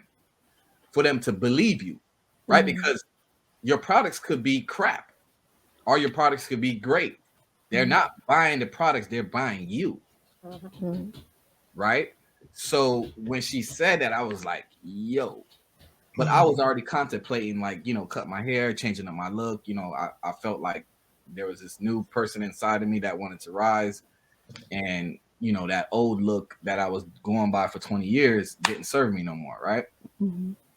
So I said, you know what, let me cut. And I swear to you, like, I have that voice playing in my head, like, all the time. And I'm like, yo, you can't sell a dream looking like a nightmare. And you know, can't sell a dream looking like I want to know what you look like. Right. Well, and let me. I know I had long dreads. I used to keep them up, but then it had some times when they were scruffy looking, and I didn't like how they looked no more. I just didn't. It was just like that part of me was like that. Not saying dying, but for better words, going out the other way while I was. You had to shed your old skin. Yes, I had to shed that. You've been renewed. You got renewed. So I get renewed, and then I started with the financial literacy. So I kind of just like was preparing myself pretty much for that, and I feel like once I did that, I related back to that quote, like, you are your business, you are the brand. So you got to represent yourself in that light. So, yeah. So I've always struggled with this one. How much of your image, or what does your image say about your business? And I've struggled with this for a long time. Because I am a very much, I like to have fun. I like to dance. I like to, you know what I mean? And a part of that, I feel like trying to fit. So I feel like I represent the population of women that's like me, right? That are definitely, professional women, but they still have a personal life and they learn how to integrate the two, right? And so because at one point there was this assimilating type of thing where I felt like I had to speak a certain way and dress a certain way and be a certain way to represent the business. And I had assimilated to a place that wasn't aligned with me. You know what I mean? And so I think that we have to be mindful when we start talking about what does your image say about your business. Um, I think it depends on the business. And then I think it depends on your clientele, and the authenticity. Because sometimes when you're congruent, then your energy is going to come across, whether you in a t-shirt, whether you in tennis shoes, as long as you clean and you don't that's stink, true. right? That's true. Yeah. And so I've kind of always struggled with this because I'm not the heel wearer. I think I got a picture of I had was an MC and I wore some heels and I put it on there like, listen, you can't get me in the heel, but she got me in the heel, right? I'm gonna have some chucks on, some pearls. It's just this very much integrated, and I don't feel like my style when you see me and I say I'm a PhD candidate and I own my own business. I don't think that is what people see when they see me. Like if you really interact with me, it's like, oh really? Yeah, because I don't match that. And so I've kind of always, and even on my pictures, like they want to use the ones with the dresses. I don't know if y'all been on my social media, but they want to use the one with me all dressed up in my hair. And I'm like, no, use the one of me sitting down with my hair big. Like, because I like that image of casualness because we're having an intimate conversation. And I don't want to come across like very much like this astute professional that, but I think that people get that in their mind with my business. And that's why I said I think that it's important to consult an image consultant or somebody that like deals in that in your field to really see what image does best represent your business or your field. Yes. I'm Because glad you when said I it. first started my business, I was definitely in the club. They were like, Sheila, you cannot go to the club like you own a business. I was like, but what do me? Now I wasn't acting up in the club, but it was just like I felt restricted and like, no, I wasn't acting up and dancing on tables, but it's definitely, I feel like a dilution of, I feel we have a perception of who you supposed to be versus accepting ourselves for who we are. And the more that you can stay congruent with who you are, then the more energy you're going to have and the more motivation and inspired. The more you get off from who you are, then your authenticity leave. And you can get unmotivated and uninspired. Like I got to dress myself up to do this thing. And then I think there's the other side of some people who don't even want you to know they own a business. See, look at you, Derrick. Look at your picture. Now you pop that picture up there like that. Looking all like the What looking happened? all No, we're we looking at your picture. How you got the super clean branded picture right there. Yeah, super clean. listen. Thanks to financial literacy, got me cleaned up like that. Like, I love that. Go ahead, plug your stuff, man. Listen, And I got I think I got that's the old important. pictures too now. Like I got the old stuff too. So I mean, Yeah. it's a transformation for me. Yeah. But I do feel like whatever floats your boat, whatever image that floats your boat and you're congruent with that, I think you're going to better be able to deliver whatever product and service that you have when you can stay as close to you as possible. And maybe your image needs to be cleaned up, like or maybe you need to be shaped up a little bit, right? You may be a little rough around the edges, probably need to go see a speech person, a talk, you know what I mean? To kind of sharpen your image, in whatever that is. So, but what does my image say about my business? I think it says that I am approachable and realistic. Yeah. And I'm glad you said that, Sheila, because your image is also your words. Yeah. And I'm glad you said that, because somebody can look like a business person all day. You know, you see a lawyer that look like a lawyer, and then they open up their mouth and say something crazy, and you're like, Yeah, man. Yeah, man. okay. Yeah. But you know, and I say that because I'm very similar to Sheila, and that's you know, part of the reason why I haven't yet taken promo pictures, because it's like, you know, oh, this person's supposed to look like this, and it's like, but no, I'm comfortable. I want to be seen as approachable. That's just who I am. I can't be like the realtors with the heels and the suits and you know. And it's funny because some of those things I've strayed away from, because it's almost like, to me, it's like flowers and butterflies. Like that does not attract me. So I don't. That's not my area, and that's not where I'm going to go. I had said something recently about, you know, girls with bundles and lashes. There's nothing wrong with that. That's just not my tribe. So I can't relate to them. I can't, you know, I'm like with Sheila, where it's like, you know, this professional person that still has a life. And so I think it's interesting finding that balance, but anything you can do before closed dot is how you speak, though. Yeah. And that is a part of your image. Yeah, and I think that we may have some people on the show, because what came up in my spirit was, you know, and when I'm saying that, that's why I said I think we all need to sharpen your image. So whatever that is, I do feel like it needs to come across clean and, you know, well put together. But I don't think it looks like, you know, a black suit and tie all the time, right? Facts. You know, it doesn't have to look like that. And I think that sometimes when we think about professionalism, that is the idea of what professionalism is, like the black suit and tie. And professionalism has become such a diverse thing now, where you can come across professional in your etiquette, in your words, in, you know, not wearing too much cologne or perfume, right?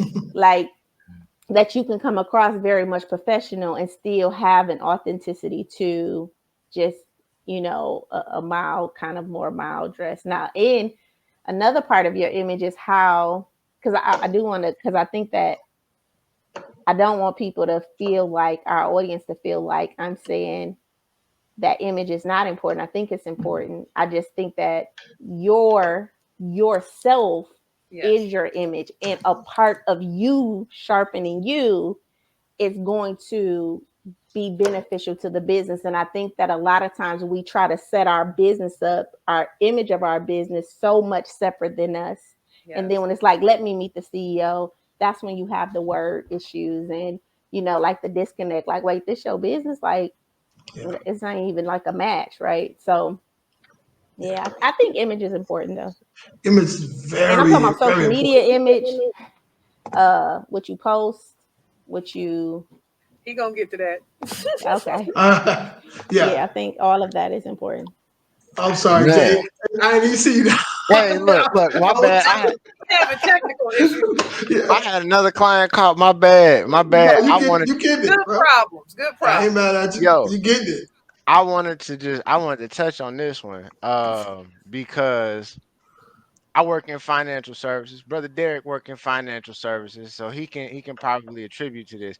A lot of times people get so focused on image that they miss the substance. There's a quote I wanna share that I shared. You may have seen it, brother Jay, but I shared it.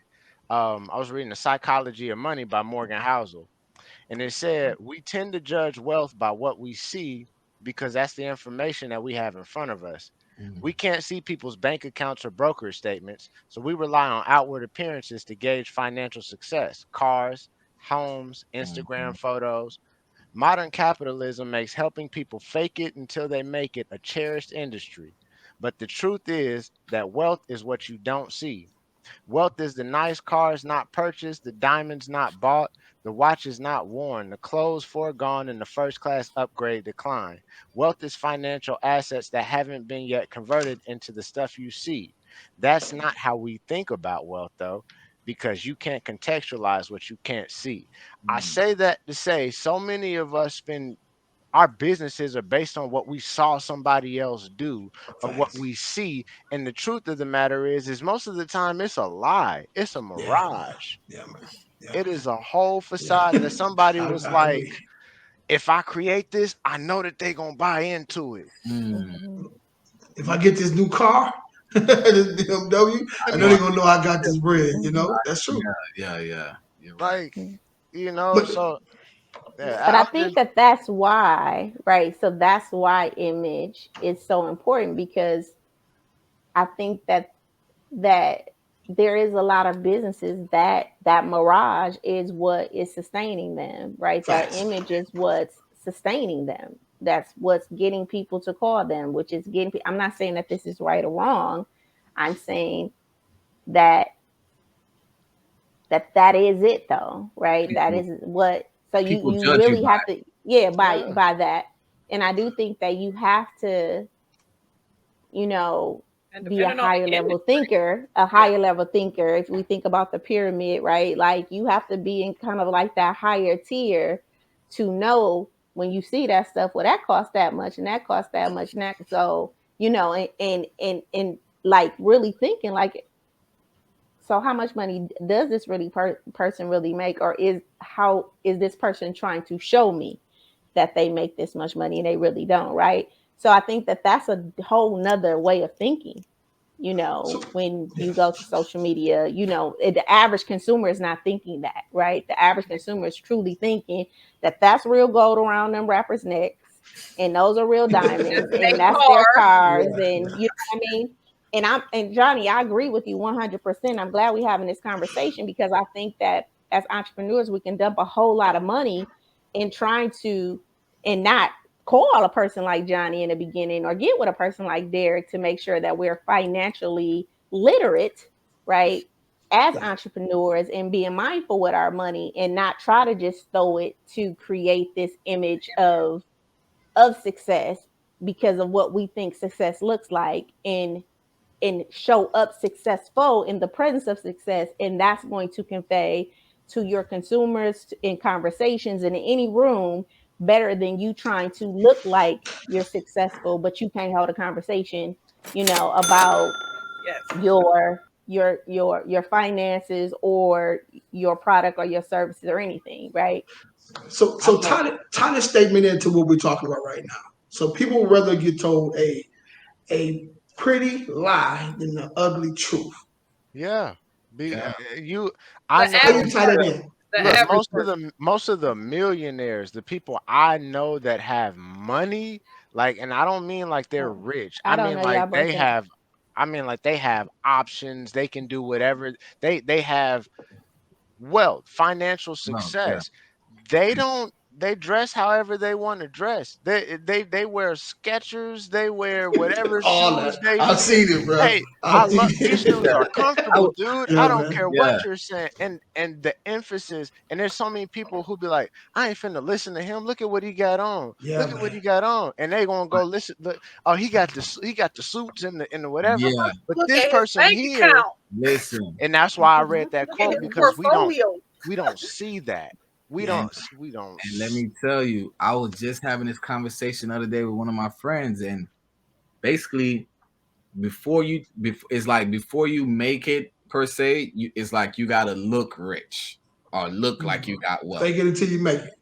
And then, but when you already now when you reach there, like these guys that you're talking about, that's already multimillionaires. That some of them are billionaires. It's like they don't even care now how they dress. They could just be with a plain black shirt every day. Yeah. Yeah. While you may walk right past that person and don't even know that person is worth $1 billion. That's why I told that young brother, do not care that if I had to equate, and this is not saying this is the final list or whatever, but if I had to equate levels of success and then the traits that attribute it to levels of success, when I look at the more successful people, one of the most common traits is that I don't care what you guys think if you don't like this. Yeah, Like that's yeah, just yeah. look at Jay-Z. Warren Yeah, I Buffett. was about to say on a scale of Jay-Z to Kanye, there's a way to do Look it. at Jay-Z.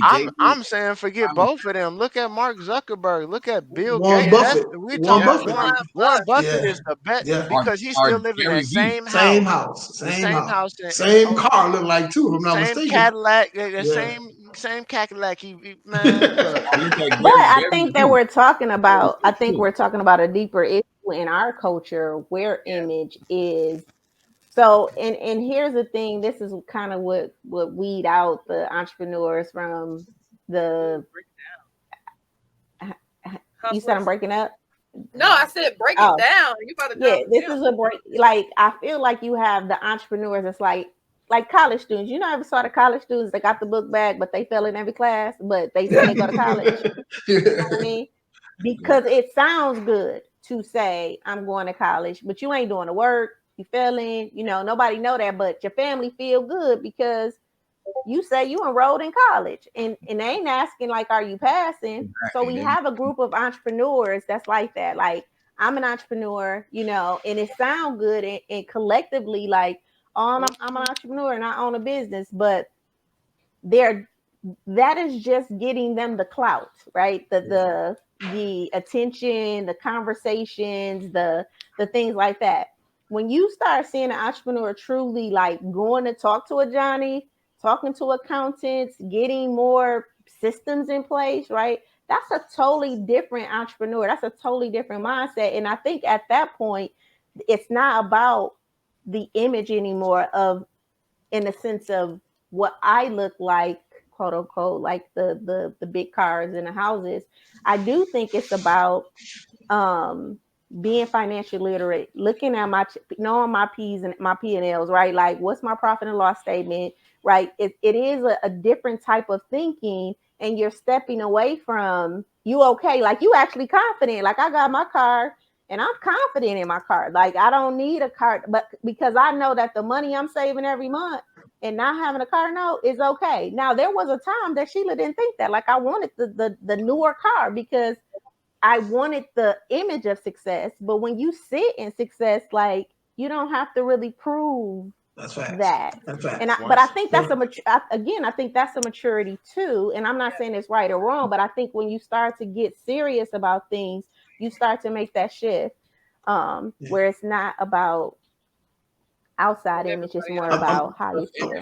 I'm in that position now to where go ahead, D. Well, I just want to put this. The self-image too, I think plays a lot with your self-worth.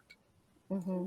Yeah. Because if you feel like, because a lot of people may feel like they may not be worth, or they're worthless, right? Mm-hmm. Which is not true, right? Because they place their worth in outside things, so that way they feel like they have to go get this Louis bag, right, or this Gucci shirt, or the Gucci shoes, so that way they can be liked. Or when our actuality is you, not the things that making you be. Once you realize it's not the things, then you can work on inside and know that you have a lot of work. And I think that's the difference, right? When you buy stuff that you like versus buying stuff because you will be liked, I think that's a different, like if you buy a Louis because you like a Louis, then that's very different than buying a Louis because people are gonna like the Louis on you, right? You know what I mean? And to be totally honest, like, let's be real. When people, let's say, when we really start getting into the thinking about what's advantageous for ourselves, right? That's why you catch so many people who get made fun of for being woke, but they don't support LVMH, none of the brands that they offer, from Hennessy to Louis Vuitton to anything else, because I know what they represent, right? I know that they're not doing it, have any initiatives tying back into my neighborhood or doing anything beneficial for my people. So then it goes into like, are you really, everything is other people. Most of our problems usually are all interpersonal problems, because if you lived on an island where nobody else ever existed, you wouldn't know what jealousy was. You wouldn't know what loneliness was, because you wouldn't know other people to not know it. That's true. Right. So, But all these outside interferences that I think are the biggest thing that keep us from greatness. When you keep caring about what some, even what Miss Sheila just said, you doing this because your family, because it sounds good, and now that just means you living in somebody else's purpose. You're Yeah. not even living in what's right for you. You can't even really look yourself in the mirror. Maybe you better off working at GM. Maybe you better off, and that fits your personality better. But you want to keep making somebody else proud that you're not even walking in your truth. And that's the biggest thing that I think this image problem that our culture faces is you end up walking in somebody else's truth, and then you still justify it by saying it's the truth, but it's not your truth Yeah. because you're basing it off what somebody else Somebody thinks else. rather than being aware of what you think and what you care about and what matters to you. Matters. That's why you see these expensive cars in front of the projects, Yeah. right? That's But what, and that's a learned behavior too, and that's another thing. I think when you become an entrepreneur, or entrepreneur or business owner or really learning about finances, you really start to, that's a learned trade. And that's one thing our culture got it good. I mean, black people started working at the plant, all of them got Cadillacs, was living in projects, yeah. but It's they a was status buying symbol. Cadillacs. You know what It's I a status mean? Because symbol, it was. And You when you getting have a it. culture that comes from that whole worthy thing that Derrick was saying, when you have a culture that is fighting for their worth, this is how I'm going to prove to you that I'm worthy, right? That I can drive this and I can do the same. And we started there, like we start outside of us, like, oh, I can wear the same bag you can wear, and because I'm gonna prove to you I'm just as. And I think that we need to break that. Yeah. And it's like, Yes, ma'am. start at a different place. We don't have to start with the most expensive thing to prove our worth and value. Because Start I with what want you to, Um, like. I want to bring it home with a very real world example because you said it, and so perfect example.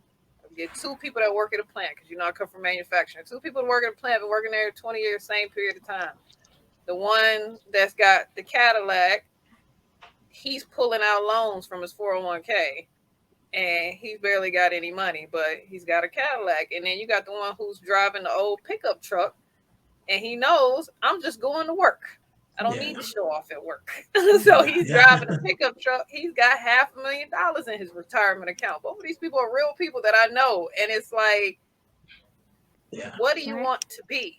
He But got like half you a said, million dollars, but he got a house up north on the lake somewhere. She don't even know a whole private yeah, lot. like he got, and Yeah. that's exactly what it is. He has property, he has everything's paid off, etc., Yeah. etc. And it's just these conversations that we have to have to remind people that it's exactly what Johnny said. Don't matter, man. What everybody else think don't matter.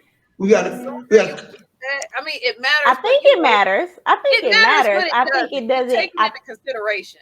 Yeah, And it's not the sustainable, and that's here why it don't matter. It's not a sustainable lifestyle, right? here Like you're going to be chasing that forever. and the sense, this is what I mean in the sense that it doesn't matter.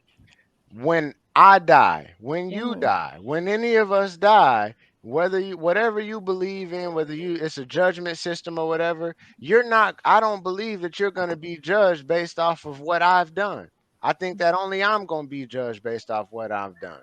Hmm. And when it boils down to, let's say, you being able to look yourself in the mirror and be happy with the person that you are. That Hmm. person that may make you happiest, that is you, may be what everybody else that's in your world hates. It may be what they loathe and dislike. I we don't know. I say that because, like, I've been, my sister, she's come out, what I'm saying. I've been, growing with her and her journey and just really trying to be empathetic, towards how she's feeling. And, for her, I'm like, if you reach a place where you really do feel good about who you are and what you're doing and how you're living, then, pardon my French, F them. You know what I'm saying? Whoever it is, if you happy with the person that you are, you Yeah. know, like, it doesn't matter what I think. It don't matter what my mama think, and my mama is completely against, oh no. And I'm just like, look, I love her too. But at the end of the day, she can't make Her path. decisions for you. She can't be the person that looks in the mirror when you wake up every morning and sees your face. That's something that you're gonna have to be comfortable in your own skin and your own shoes. And that doesn't matter if anybody dislikes it. So, all Oh, right. So we got I a just couple more wanted to say questions this here. one thing though. Oh, My son made homecoming king tonight. salute to you. Salute to you. Congratulations, young brother. What Saginaw High? Bridgeport. Bridgeport. Yeah. Dope. So I That's just what's wanted up. to give him a shout out on the Small Business Podcast. I'm Look at proud you of got him. Man, your shirt on. Look at you. Profile. congratulations. Yeah. Representing. So I just wanted to give him a shout out. Tell him come sit down. It's my middle son. Oh, this the Yeah, middle. man. Middle. Oh, Like, wait. no. Dope. All right, so you got just a couple more questions before we jump off here, man. So, like I said, a couple of them is kind of crazy a little bit, man. But I think it's important, man, to put these out here. So, here's the question: does your social media look bipolar? And what I mean by that is this, right? You have some people that push out there. Maybe they got a lash company that they're doing. They got this that they're doing, but then next thing you know, they're going live and they twerking and all this type of stuff, right? And you sit up and down their timeline. Mm-hmm. Does your social media look bipolar? Look, You I gotta gotta have jump. different ones. You gotta. I got more than one Instagram account. So the Johnny Leverage account. I'm only gonna speak about financial literacy, and you'll see stuff with family on it. But the account that I had when I was an audio engineer, which I will not say the name of it. You know what I'm saying? That is where I've had that account for years. I had that account when I had locks down to my elbows. I had that throughout my entire lock journey. When I was because they got heavy was the first thing. They got extremely too They heavy. get too heavy. I had like almost wicks. It was yeah. Washing my Oh, hair okay. was a drag. I got headaches. Oh, okay. Um, Gotcha. but I speak on more passionate subjects in the sense of maybe our Controversial. culture or our or the economic status or what I may believe or who or some people that I may quote. For some people that just know just Jonathan, I don't want the I Yeah, have two a different worlds, side man. where I can say in the company that we're in now, and for the audience that are here, I read books on Huey P. Newton. I read books on Marcus Garvey. These are people. We talk about Black queens. Angela Davis. Intelligence, and so these are things that, like, for some people that I'm in other realms, that may not be the most inviting conversation for a client to your business. So Yeah. if you're going to do these things, then at least have it separate. So that way, if somebody's like, oh, but I saw you do this. Yeah, but that wasn't on my business page. That wasn't what I sent you. You went and decided to go look up what I do in my personal life, which I won't justify. I won't apologize for you or anybody else what I do in my personal life. Yeah, Mm-hmm. but I see this all the time. All the time. It's People a reach lack out to of me, man, and I see crazy. Because the first thing I do, I go on their social media first Mm-hmm. and thing. see what they're talking about. And you see this, like, wow, okay, you look good. Wow. It went totally left field. I'm like, okay, I can't work with him. You know what I'm saying? I see it a I lot. do think avatars are going to start coming out though, because I do think that people with this whole social media and the fact that you can go look up a Johnny and you know what I mean on his personal page to see what Johnny do in his life.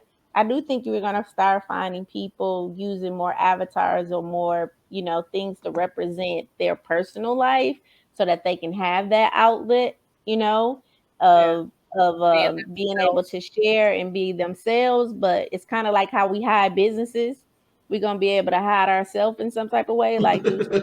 I probably should make the app up for that. There you But Yeah. go. you That's Yeah. know, the LLC. That's the yeah, point. That's the yeah, whole reason you yeah, got the branding is yeah. to So technically. do that. Limit. But I think that people are going to start. I mean, we see it. I mean, I think people do it now with like what they call them dummy pages or whatever. But I feel like it is important if social media, if you are a vocal person and you are expressive and you have passion and you have a voice, I do feel like those type of personalities have an opinion, right?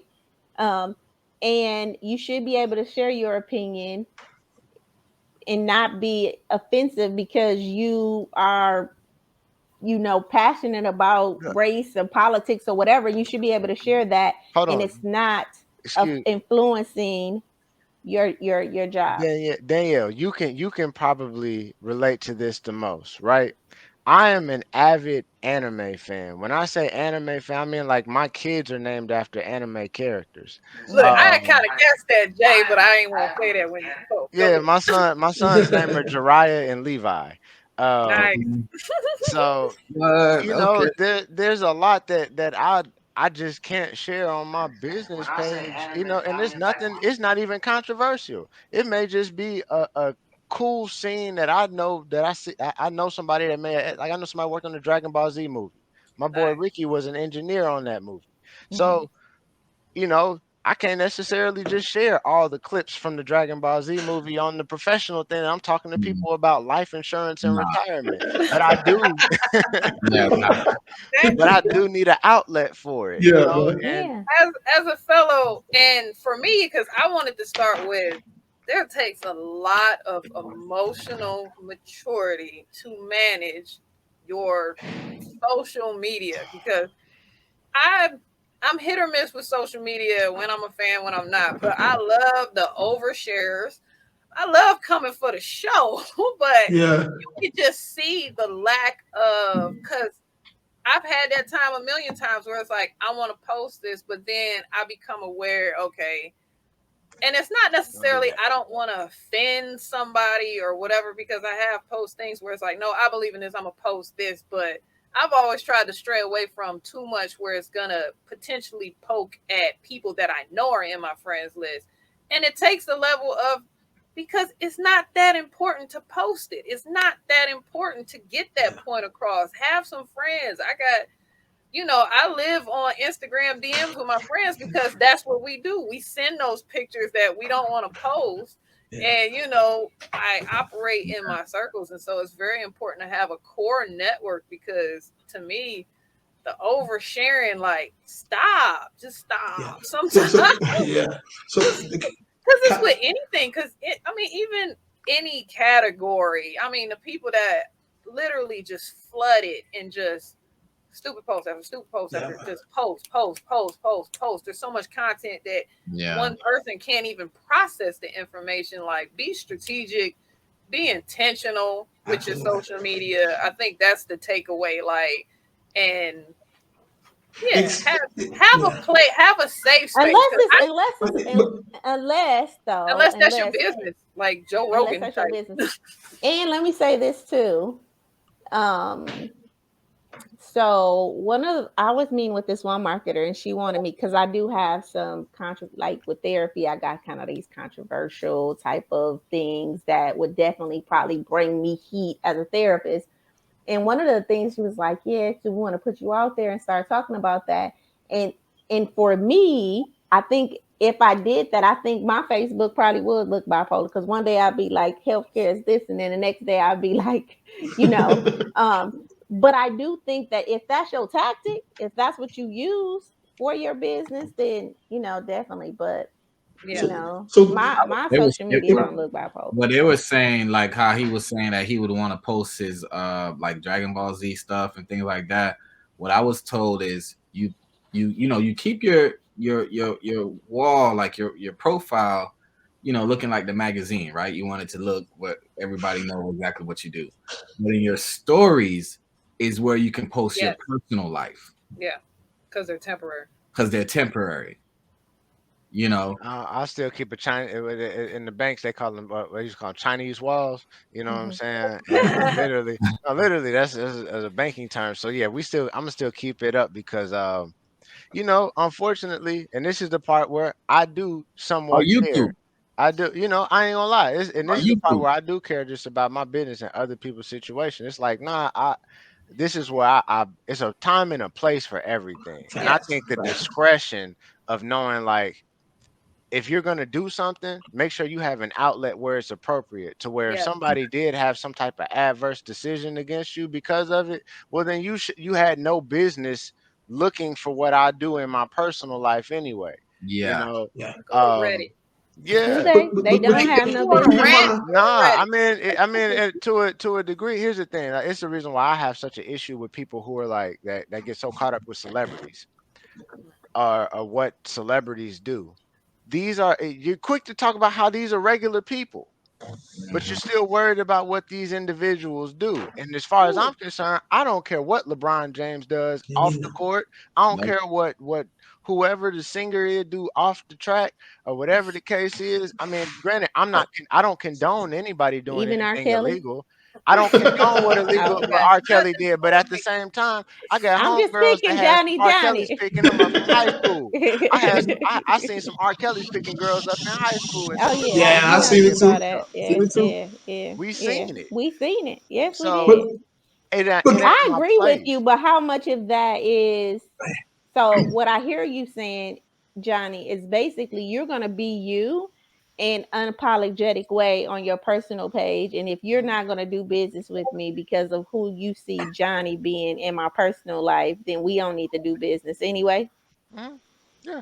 But I mean, but if you you also decided to say go you got look two that pages, right? far, Yeah. I'll say it like this: if you decided to go look that deep to say, "Hey, I want to see what kind of person this guy is," right? And you want to snoop, right? Because it's time people get private investigators; they figure out ways to do that due diligence, and you go look that deep, and you realize that hey, because there are people that do things that we do business with and we just don't know and we don't care to know, right? Because there's people you probably work with that you like, man, this person could probably be a sicko. It could have some issues, and I don't mean that to just judge anybody, but they could have some issues. And if you found out about these issues, you may not do business with them in the same capacity. That's true. It's true. But But you're not keep in looking. mind, But I so we're do talking think that about people are going to look. I guess I'm saying I feel like your attitude is healthy, but I do think that in today's society, people are going to look you up. You know what I mean? Just to Yeah. see, and I'll probably even try to send you a friend request. Like, so Well, for what I do, if you had an issue with what I do, that's why I'm able to take that stance. Now, if I was R. Kelly, I couldn't take that stance. Because you have integrity. But even with the jobs, right? You get a job. The first thing they do, they go on your social media. Yeah, they go You know on what I'm social saying? media So and they look. when I'm working with a person, that's the first thing I do. I go to their page and see what's going on.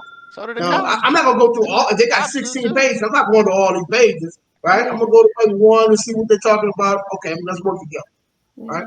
So Hey, we got And another one here, man.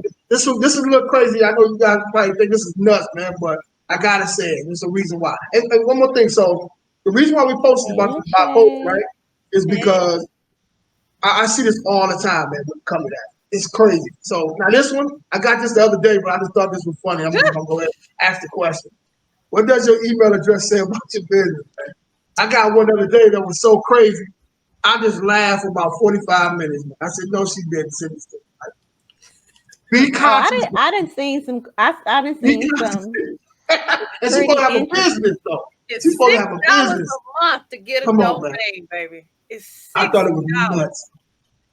But you know what, though? But I think It's cheaper than that. when people first start off, I think that they really think for whatever that is, and whatever they had that name or that reason, I just think that they think it's cute or hot or and they who advising They gotta them. get away for from that that, PPP though. loan. Honestly, They do. at this point, Absolutely. they gotta get away from that, because even if you don't want to pay the $6 for a professional, .com email address, you can still have a Gmail that's professional.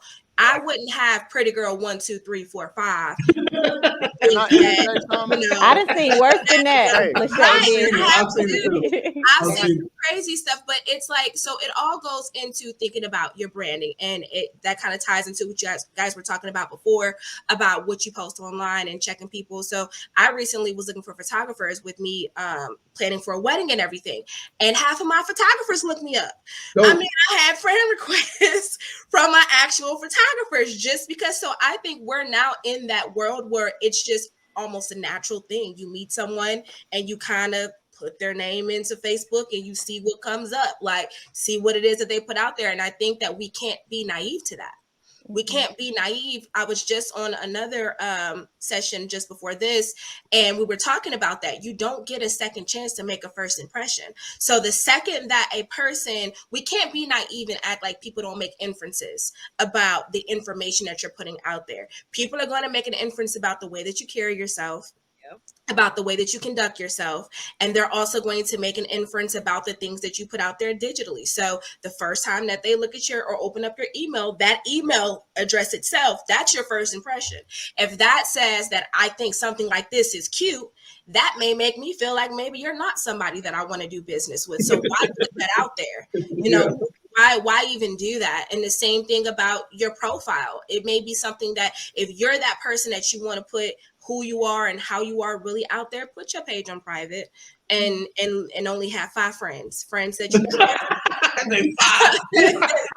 you don't want, I mean, my profile, I've got, the max number of friends on there. I don't put nothing on my profile. I probably talk about more stuff on here than I do on there. Why? Because I'm cognizant of, my surroundings and how I present myself. And you can say that doesn't matter or it shouldn't matter. But I also wish that global warming wasn't a thing, but wishing ain't gonna change it. So you gotta be proactive. I mean, so my grandmother, she was an assistant, she's retired now, but she was an assistant state prosecutor in Ohio. And they fired people because they've gone on to their, that became a part of their business practices. They would go to their new employees, and it was really bad for the young people. And they would go to these social profiles, and they're drinking, smoking, which is your free time. But at that time, weed wasn't legal. So, that's not a good representation. And you never, and a lot of times people forget that what other inferences or why these inferences are being made. So if you're putting out certain things out there that shows that you may potentially, you've got this problem, you've got, financial debts, okay, that may mean that you're prone to take a bribe. If someone, so there are just all kind of things that the things that you put out there that it tells, people. If you're putting yourself out there in a very, I'm going to call it extra, fill in the blank with whatever it is you want to, but in an extra way. And I'm considering either doing business with you or bringing you onto my business. Is that something that I want as a representation of me? Because if that's how you act when you think no one is looking, then you could do the same if I send you to an event on my behalf, or if I send to a meeting, so people make inferences, and I think it's naive just to say that they're not. And I think that the email is just one example of that people don't consider, but it actually makes a big impact because that is one of the first things that you see.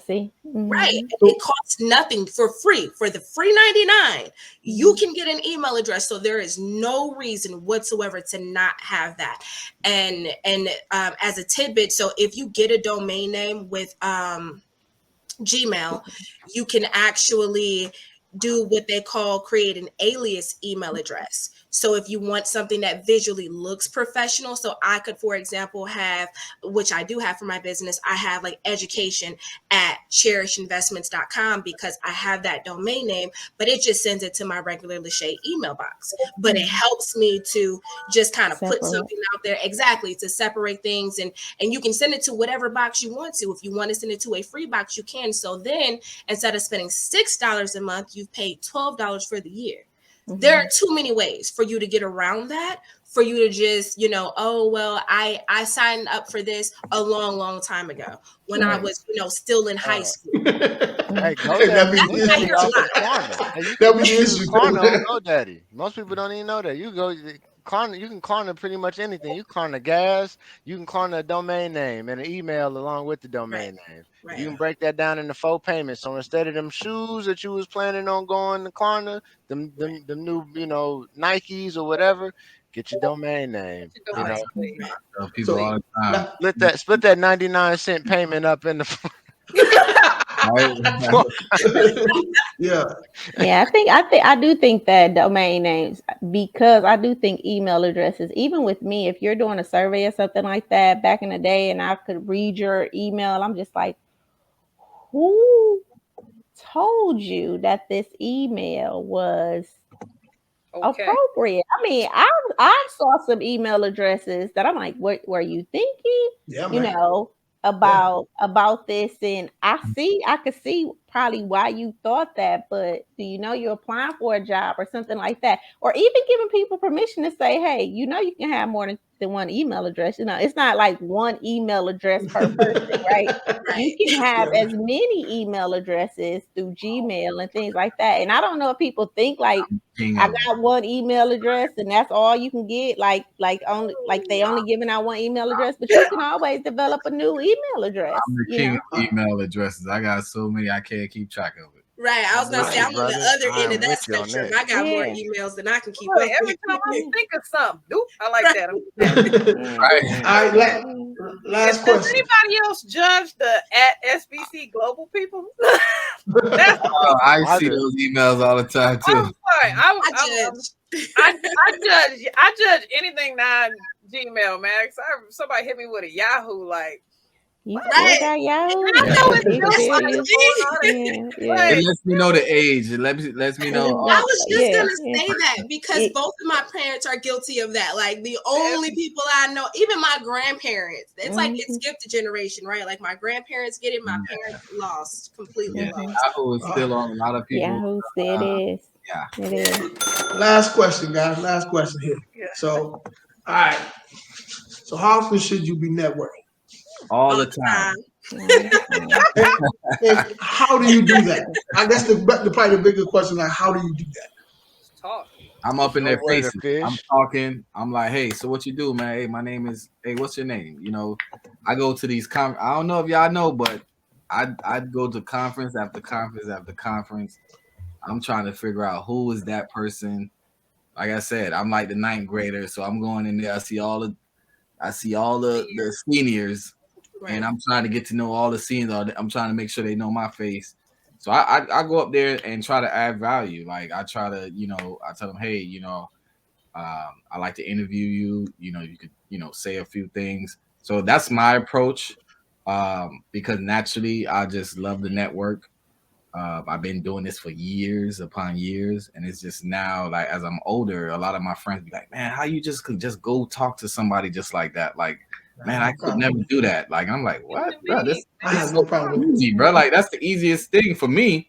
It's like the easiest thing, but I guess it's hard for people to just talk to somebody they don't know. But you know what though? Because there are people like that. There are people who are shy. Shy is a thing. There are people who just aren't very outgoing, and it is intimidating. Yeah.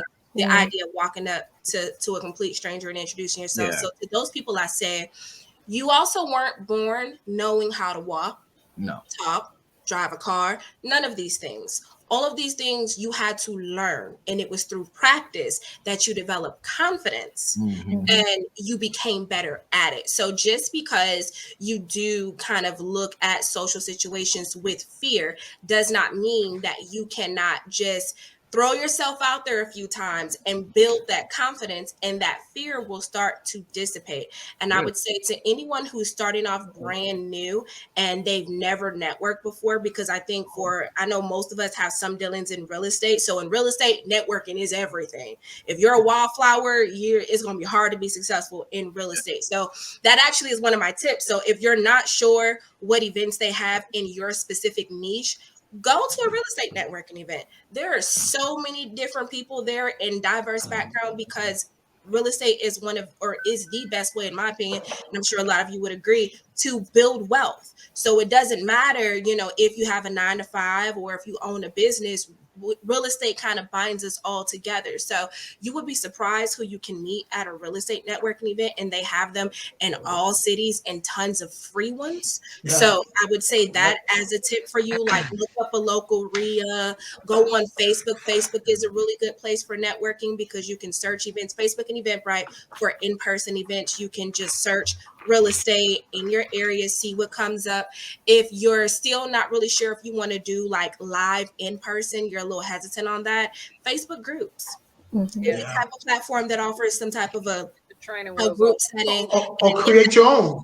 Exactly. Or create your own. If you don't see anything in your niche, create your own, or even an event. If you don't see a networking event specific to your niche, there's no reason why you can't be the one who starts one. And listen, man, most of us, we go out to dinner, go out to eat, or whatever the case is, man. There's people everywhere you go, right? So you don't have to go to the REI meetups you don't want to, man. Maybe go to a different restaurant than you normally go to. And just I'm gonna talk to one person. You never know, man. You know, a lot of us one person away from being to have your business take off. You meet that one person, and he's the key that you need to take you to that next level, right? And if you miss that opportunity, man, look, you missed that opportunity, right? You got to talk to people. When you're in business, you got to talk to people. I think that one of the things that when I was networking, I'm sorry, Johnny. So I'm 43, and I'll be 44 in January. And one of the things I started networking like at 25, and I'm like presidents of boards, and like I'm so involved in the community, and I'm doing all of this stuff. And I want to say I knew a lot of people. A lot of people knew me because I was out there doing stuff in the community and things like that. I guess at that time, and this is what I tell people who network now, I didn't know how to turn those relationships and make, something with those, those type of connections. It was just like I would go, I'm at these After 5 events. I'm with the state representative. I'm out at all her meetings. I'm meeting all these people from everywhere. You know what I mean? And I didn't really know what to do with that. So we can say networking all the time, but I would say if I was younger, the younger Sheila, know what you're going to do with those relationships. If it's cultivate them, if it's just sending them a happy birthday, nice to meet you, you know what I mean? Because I think that sometimes people either when they're looking for a job, they get heavy in networking, it's this intention behind it. But when you're networking all the time, sometimes it's just really to maintain relationships, right? You know somebody, and then that connection that's going to be with that relationship. So you can follow up 3 years from now, say, hey, because you're keeping in contact with this individual over time. And so I think that I kind of got burnt out with networking because I was doing so much of it, but I didn't have an end goal, I guess I would say, at the end of that. It was just like I was out here. You were just meeting people. I was just meeting people, and and they knew me because a lot of times I would be the president of the organization, or I was the vice president, you know what I mean? And so I would meet all these people and was like, and then when I went to go online like I'm doing now, it's like, I got a whole bunch of cards and, but I haven't done nothing with that stuff. You know what I mean? When you're in that situation, it's important to follow up ASAP. Hey, man, I met you last night. I want to let you know, man, it was a pleasure meeting you. Look forward to working with you. And what do you got going on? How can I bring value to you? Right? People remember people like that. When somebody bring value to you, they remember you for sure. And follow up, man. You gotta do that, man. That's important. So I hear what you're saying. Whether you're doing something or not, and I guess that's what I'm saying. Some way to keep those relationships going. Whether you have a course, whether you're doing something, like I say, even if you get a CRM or something, you just send them a happy birthday. I don't know, Merry Christmas, Happy New Year. Because I got thousands of cards, that I have not, touched. I have not looked up because I've met a lot of people along the way, but. So now when I network, I'm more intentional, you know what I mean? About hey, how you doing? Following up with you, if they send me a message on Messenger, how you doing? And maybe I'm willing to bet. I'm willing to bet if you go over those calls, there's some money in those cards. I'm sure. I'm willing to bet. Sure. If you go make them calls, hey, I bet you find some money in them cards. I love the way she looked at the ideological cards, I bet it is, but oh no, I'm looking at. I'm like, I was. You know what? Honestly, came up in my spirit. What honestly came up in my spirit was when I looked over at my dog. I thought about the pandemic, right? And I thought about how the pandemic has shifted so much, and it has shifted people in their careers. So, my networking events, I used to go to a lot of places that had a job. I wonder if this is the same email address, and so that's kind of what I thought about. Man, I got thousands of emails, but I wonder if those people are still in those positions. We just had this pandemic that's totally shifted the way CRM is very helpful for that because you can do it kind of quickly, you know. A CRM that allows you to, they have CRMs now where you can scan the card with your phone and it'll take all that information, save it like a contact, and you can do a quick copy and paste message of just, hey, met you a while ago, came across my mind, wanted to check in on you, see how things are going on your end. You never know where that may go to. Yeah, exactly. I did it. Exactly. I got a whole stack full of business cards. I think we all do it because I know she made the face that I felt. I was like, "You sure right," but I'm afraid of that pile. That pile is right. That pile got some dust on it. I need to. That is something that actually like Shiela said, it probably is business in it. And that's something to think about as we do have all these different things that we have going on and new things that have changed in our lives. You know, you never know what opportunities are out there within that pile. And even if it's something simple like setting aside an hour a week and you just reach out to some of those people, I think that's worth the time. So I think that's something that I'm going to add to my list of absolutely. That makes a lot of sense too. I need to do that myself. But listen, I'm gonna make sure, I get you guys out of here on time, man. So listen, man, this has been dope. I came in a little late just a while ago, but I didn't. Lachey, how you doing? I'm done. Okay, see, you haven't met. Okay, go ahead. Y'all do your thing, man. I will introduce you. So I just came in. I've been here before, but I'm late today. Okay. So I have a business development and marketing agency. So I help entrepreneurs to better define their brand, reach their target audience, be more meaningful with their connection, strategic, and nurture those relationships. And I focus on all aspects of marketing from digital to actually in person.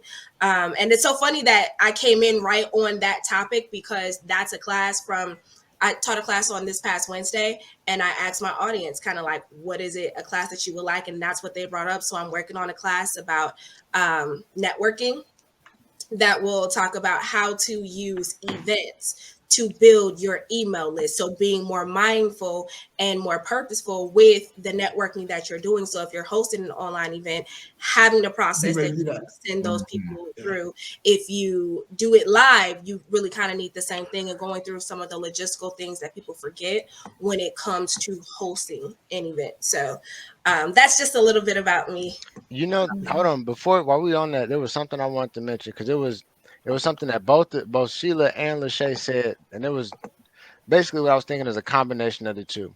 And it was when we're talking about networking, have a goal beforehand because I know like when I go network, it'll be a difference. If I'm going to go find potential clients, well then I'm going to target. I work with stock traders, with investors. So I want to target these crypto events, because these are places are all filled with people who need my services. Vice versa, if I'm looking for business partners, right? I'm looking for somebody else who can cover an area of expertise that's related to what I do. Then I'm gonna go like I've reached out and hopped in a Eventbrite. That's what I was gonna talk about. That's how I met Jay. I literally met Jay through Eventbrite. I was just going and was like, all right, let me find all these real estate events. I need to know more about real estate and how this, let me tap in, because what I do with life insurance and the trust and everything else, how can, let me get the other side of it. Let me really tap in. And once you know exactly what you're going for, you have, an ideal avatar, a purpose, a problem, a solution, all these things set up. Networking becomes a lot less scary. I think it's fun, man. I think it's fun. It becomes fun when you're prepared and you know what you're doing. I used to be one of those people. So that's why I say that, because I used to be one of those people. I'm actually a very shy person. I actually used to hate public speaking. Right. She's making that face like, where? I know. So that's how I know. But you broke out of your cocoon at some point. Exactly. You're like, this ain't nothing now. Exactly. Like my last job that I had, we had to get on stage and talk. And I used to sweat bricks. I used to lock myself in my office. I had to have headphones on, like get in the zone because I was scared crapless. It took me a couple of months to kind of like, okay, because I had a script and everything, and that was just like, oh Lord, I'm gonna forget all these words. And then I just threw away the script because it's like when you're out there and you're talking, no one knows what the script is, no one knows what you're supposed to say. So it's through practice. So that's why I say I understand the people who are afraid because that's where I started. And then now look at me, you know, now I can be on a podcast full of like-minded go-getters, like impressive people within their own rights in various fields and hold my own because I practice, because I threw myself out there, even though I was definitely afraid. And after a couple of times of doing it, it got a little bit less and less and less. And now I love it. Now you can't get me to shut up. I got the opposite.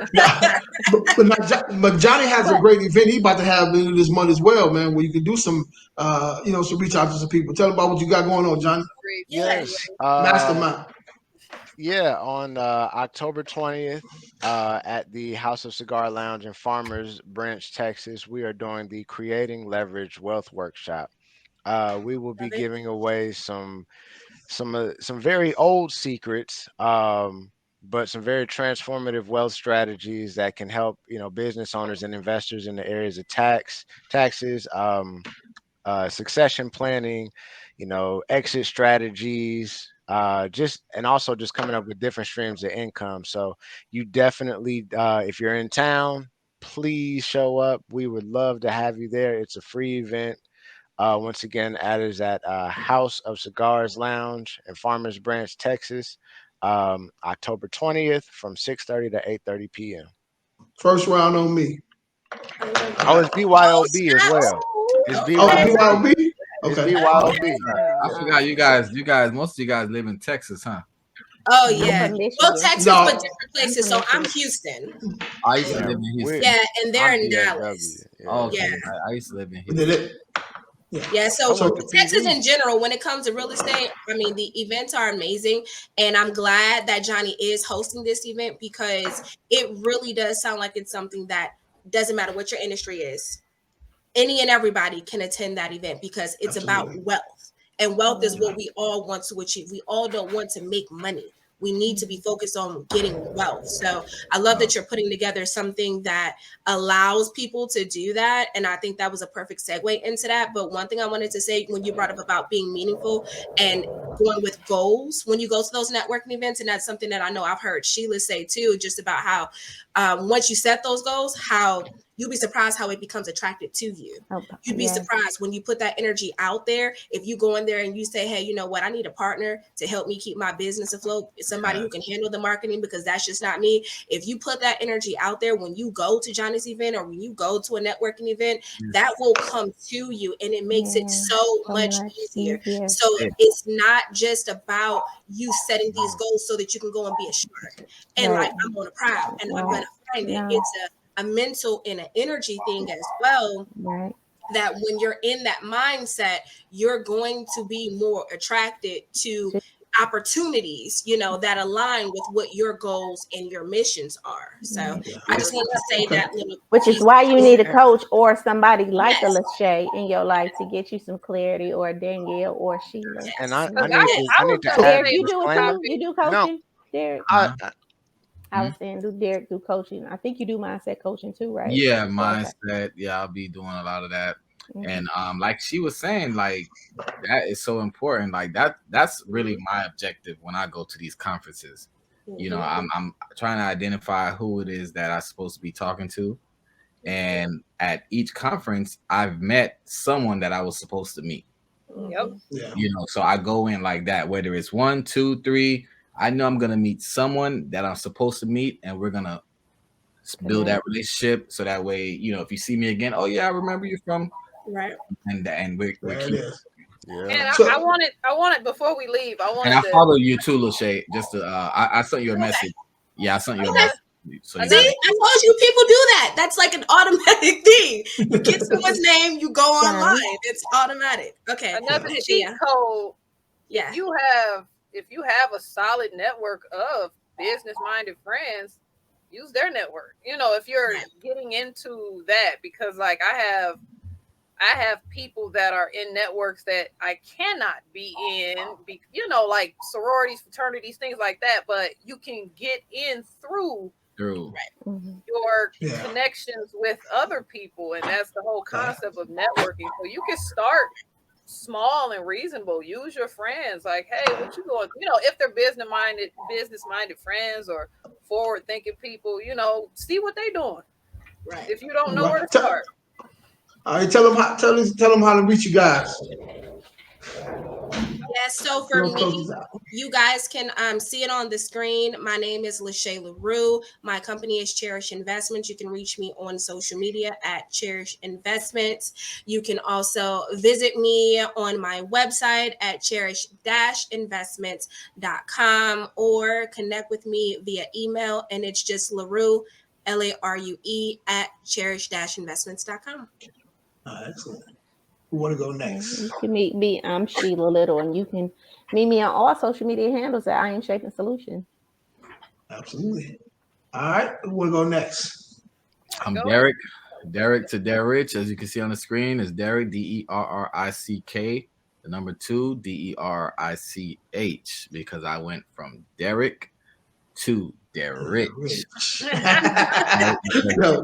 Mindset thing, right? Yeah. Well, you get the $1 million in your bank account, you got to have $1 million in your mind first, right? So that's how I like to say it. All right. Who want to go next? That you, Jay? I'll go. Well, I go by Johnny Leverage. The handle is at Johnny Leverage on Facebook, Instagram, TikTok. You can visit my website at Ennead Infinite. That's ENNEAD Infinite.com. If you want to reach out, please just hit the discovery call link. Schedule a call, hop on our calendar, and if you got questions, we're here to answer them. And other than that, you be blessed, everybody. Absolutely. I'm Danielle MacArthur at DCDR Solutions on what's that? Facebook, Instagram. I think there's maybe a dash on my TikTok. I gotta double check that one. But yes, reach out, DMs respectfully, as I always like to say. That tickles me every time. I don't know why. Respectfully, because it's real. I know it is. It's real. Funny. Okay. People. Right. So we had a gentleman on here from Toronto, Canada. Denmark Britton was his name, man. Great young entrepreneur, 22 years old. I like that name. Yeah, he was phenomenal, man. So if you guys like him, man, definitely DM me, man. I'll give you all his information. But it was rebrand advertising agency. But he was dope. He was dope, man. There's nothing I could add to what he was doing. I was like, bro, you're doing it already, man. You know what I'm saying? So definitely re-listen to this thing again, man. Get these jewels out of here, man. Hey, man, salute you guys, man. Another one in the books, man. You guys, you know how you guys do, man. Y'all come on here and knock it out the park, man. Ain't nothing I need to do. I just sit back and listen. Salute. All right? Yes, sir. You guys have a good one. Thanks for coming on. Peace.